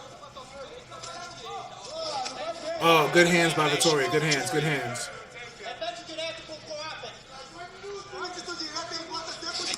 Ooh, good step in left hook. My man said that's one. Get the fuck out of here, Costa. Good dig to the body by Costa. Good partial leg kick by Costa. Partial lower body kick by Costa. Good weave by Vettori. Several times in this round, snapping the head back with Costa. Good knee to the mid. lets him fight on. Costa doesn't want to stop. But Jason recognized it. Oh, good left by Vettori. Oh, why your hands so low, Costa? You're bugging, bro. But every time I think Paulo Costa's in trouble when he's backed up against the fence, he just throws a flurry and gets his way out of there. This is the first time Costa has gone to a fourth round. Vettori several times has gone the 5-round distance. Vettori's getting comfortable. The hands are getting lower. That was dangerous. Those hands up, because if one of those high kicks comes up, gets him flush on the jaw, that could be a real problem for him. That's a fact. Okay. Good sprawl by Costa. Seconds to go in the round. Costa playing some nice defense here. Keep in mind, there was a point taken. But I'm saying, though, like, why would you wait till, like, literally the 40 seconds left in the fourth round to try to shoot? I think it would come into play because Costa's known for, if he's going to get it done, he's going to do it by finish. But we're just 25 seconds away from the fifth and final round now. Good partial body kick by Costa.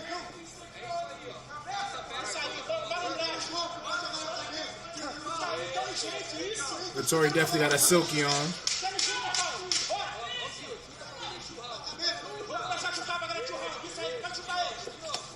Good body kick by Vettori. Yeah, there it is. 4 rounds in the books. 4 rounds, chat. 4 rounds. Sit down. I think none of us saw this fight going this way. Vettori has literally been standing with Costa, if not out punching him. I like it. I absolutely like it. Right now, I am leaning unanimous right now from Vettori. I don't think, to my count, Costa won a round. So, if I'm Costa, I'm trying to knock his whole head off right now. Okay. And the only problem with this because of Vettori hasn't chopped out Costa's legs out enough to still, so he still has to fear the head kick, or he still has to fear the knockout. Because you didn't chop his legs out, he can still put power behind his shit. Final round, buddy, ready? You ready? Let's fight. Oh, good right by Costa. What did I just say? Jesus. Oh, good trade. Good trade. Oh, this can't go to the refs, bro. Somebody has to go down this round. Oh, good left by Costa. And he's capable of game on as well. Good left by Vettori. The volume, the total strikes, the significant strikes, all in favor of Marvin Vettori, each with a takedown. They have each landed some. Be careful, Vettori. Be careful. And just hung right in the pocket. Okay, Vettori. I like it. I like it. Almost 5 rounds. Good jab by Costa. Just to be safe. Yeah, right. The point deduction came in round 2. Good partial body kick, but it was blocked. Yeah, I mean, It was blocked. hitting the tie bars when you get that snap. Generally, you don't get that on the body. Good left by Costa. Good right by Vettori. Oh, good dig to the body by Costa. Don't let him back you down, Vettori. Don't let him back you down, Vettori. That's a smart move. Good partially blocked head kick. Costa's punishing the body with those knees. I mean, with those kicks. Yes. Stop with these half-ass takedown attempts, Vettori. Bro. How can you not appreciate what these guys are doing? This is incredible. Ground game. Clinch game. Clinch him up for a little bit. Let me see a knee to the body, Vettori. This would be big if Vettori can secure a takedown. Yes. Costa's been hard to take down throughout the course of this fight. But you're waiting to the 5th round when you've sweated the absolute most you can sweat to attempt these takedowns. Where were these takedowns in the first few rounds, bro? 8-1 in body strikes just in the opening 2 minutes of this final round. Now they separate.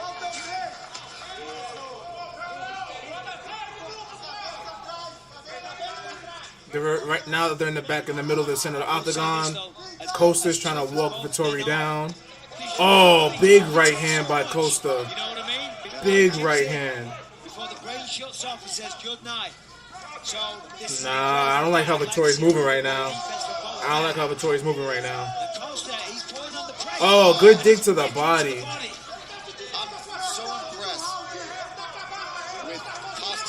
That was the most laziest takedown shoot I've ever seen, Vettori. Absolute murderous kicks, big shots to the body, and obviously Vettori, whose chin is unbelievable. Yeah, it's obvious that this guy has. Right now, Vettori is still trying to attempt this takedown of Costa against the cage. Of course he was, but he kept that internal. He never showed. He had the poker face. 2 minutes left into the final round. Right now, their back's still standing, but right now, Vettori has him up. The clinch just broke up. Good kick to the body by Costa. There's no secret to the game plan in this final phase. Good jab by Costa. Good kick to the body by Vettori. He's slowed down a bit though here. Marvin's definitely slowed. Good right hand by Vettori. Oh, good jab. The size of Costa tonight. Oh, he's literally making Vettori's head snap back.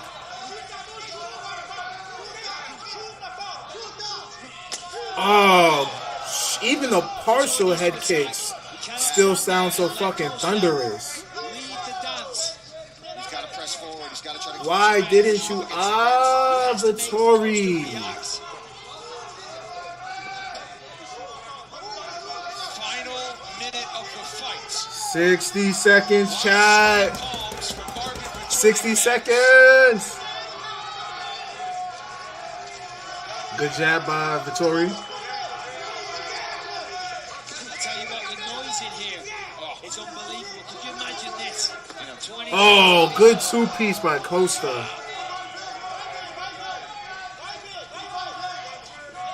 he goes. That's what Marvin's got to do. He's got to try to press Paulo Costa back a little bit here. Good lower leg kick by Costa. I think if it goes 25 seconds, Vettori wins. Clinch for Marvin Vettori. Very smart because, as I say, he looks exhausted. He does. Costa needs a knockout. He knows that. He needed that takedown. Looking for the knockout with every shot.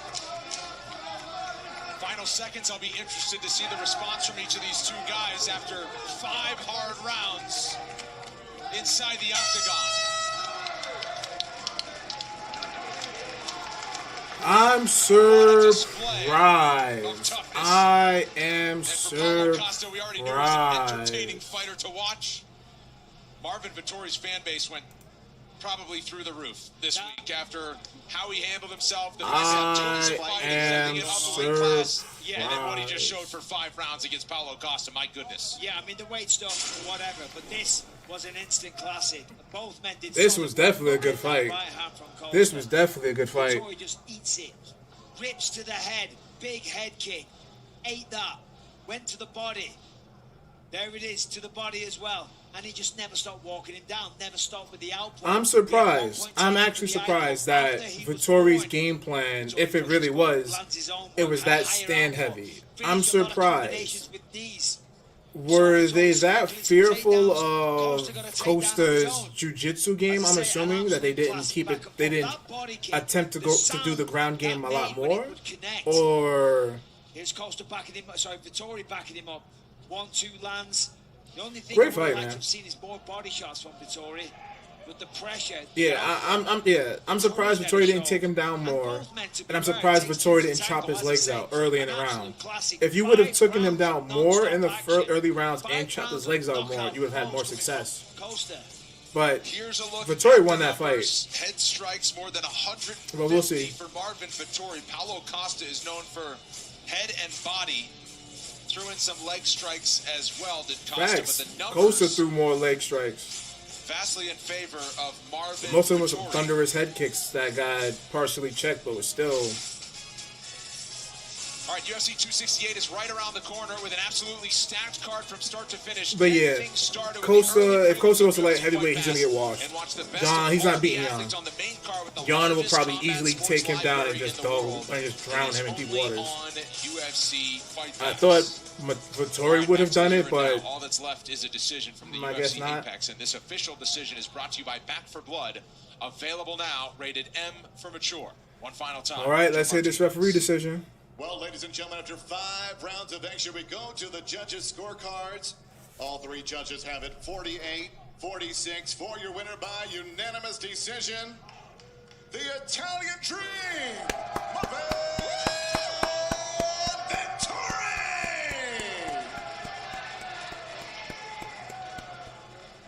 I'm here with the winner, Marvin Vettori. Marvin, my word, where do I start? You won the respect of the entire martial arts community this week by accepting this fight, but you just delivered an absolute classic.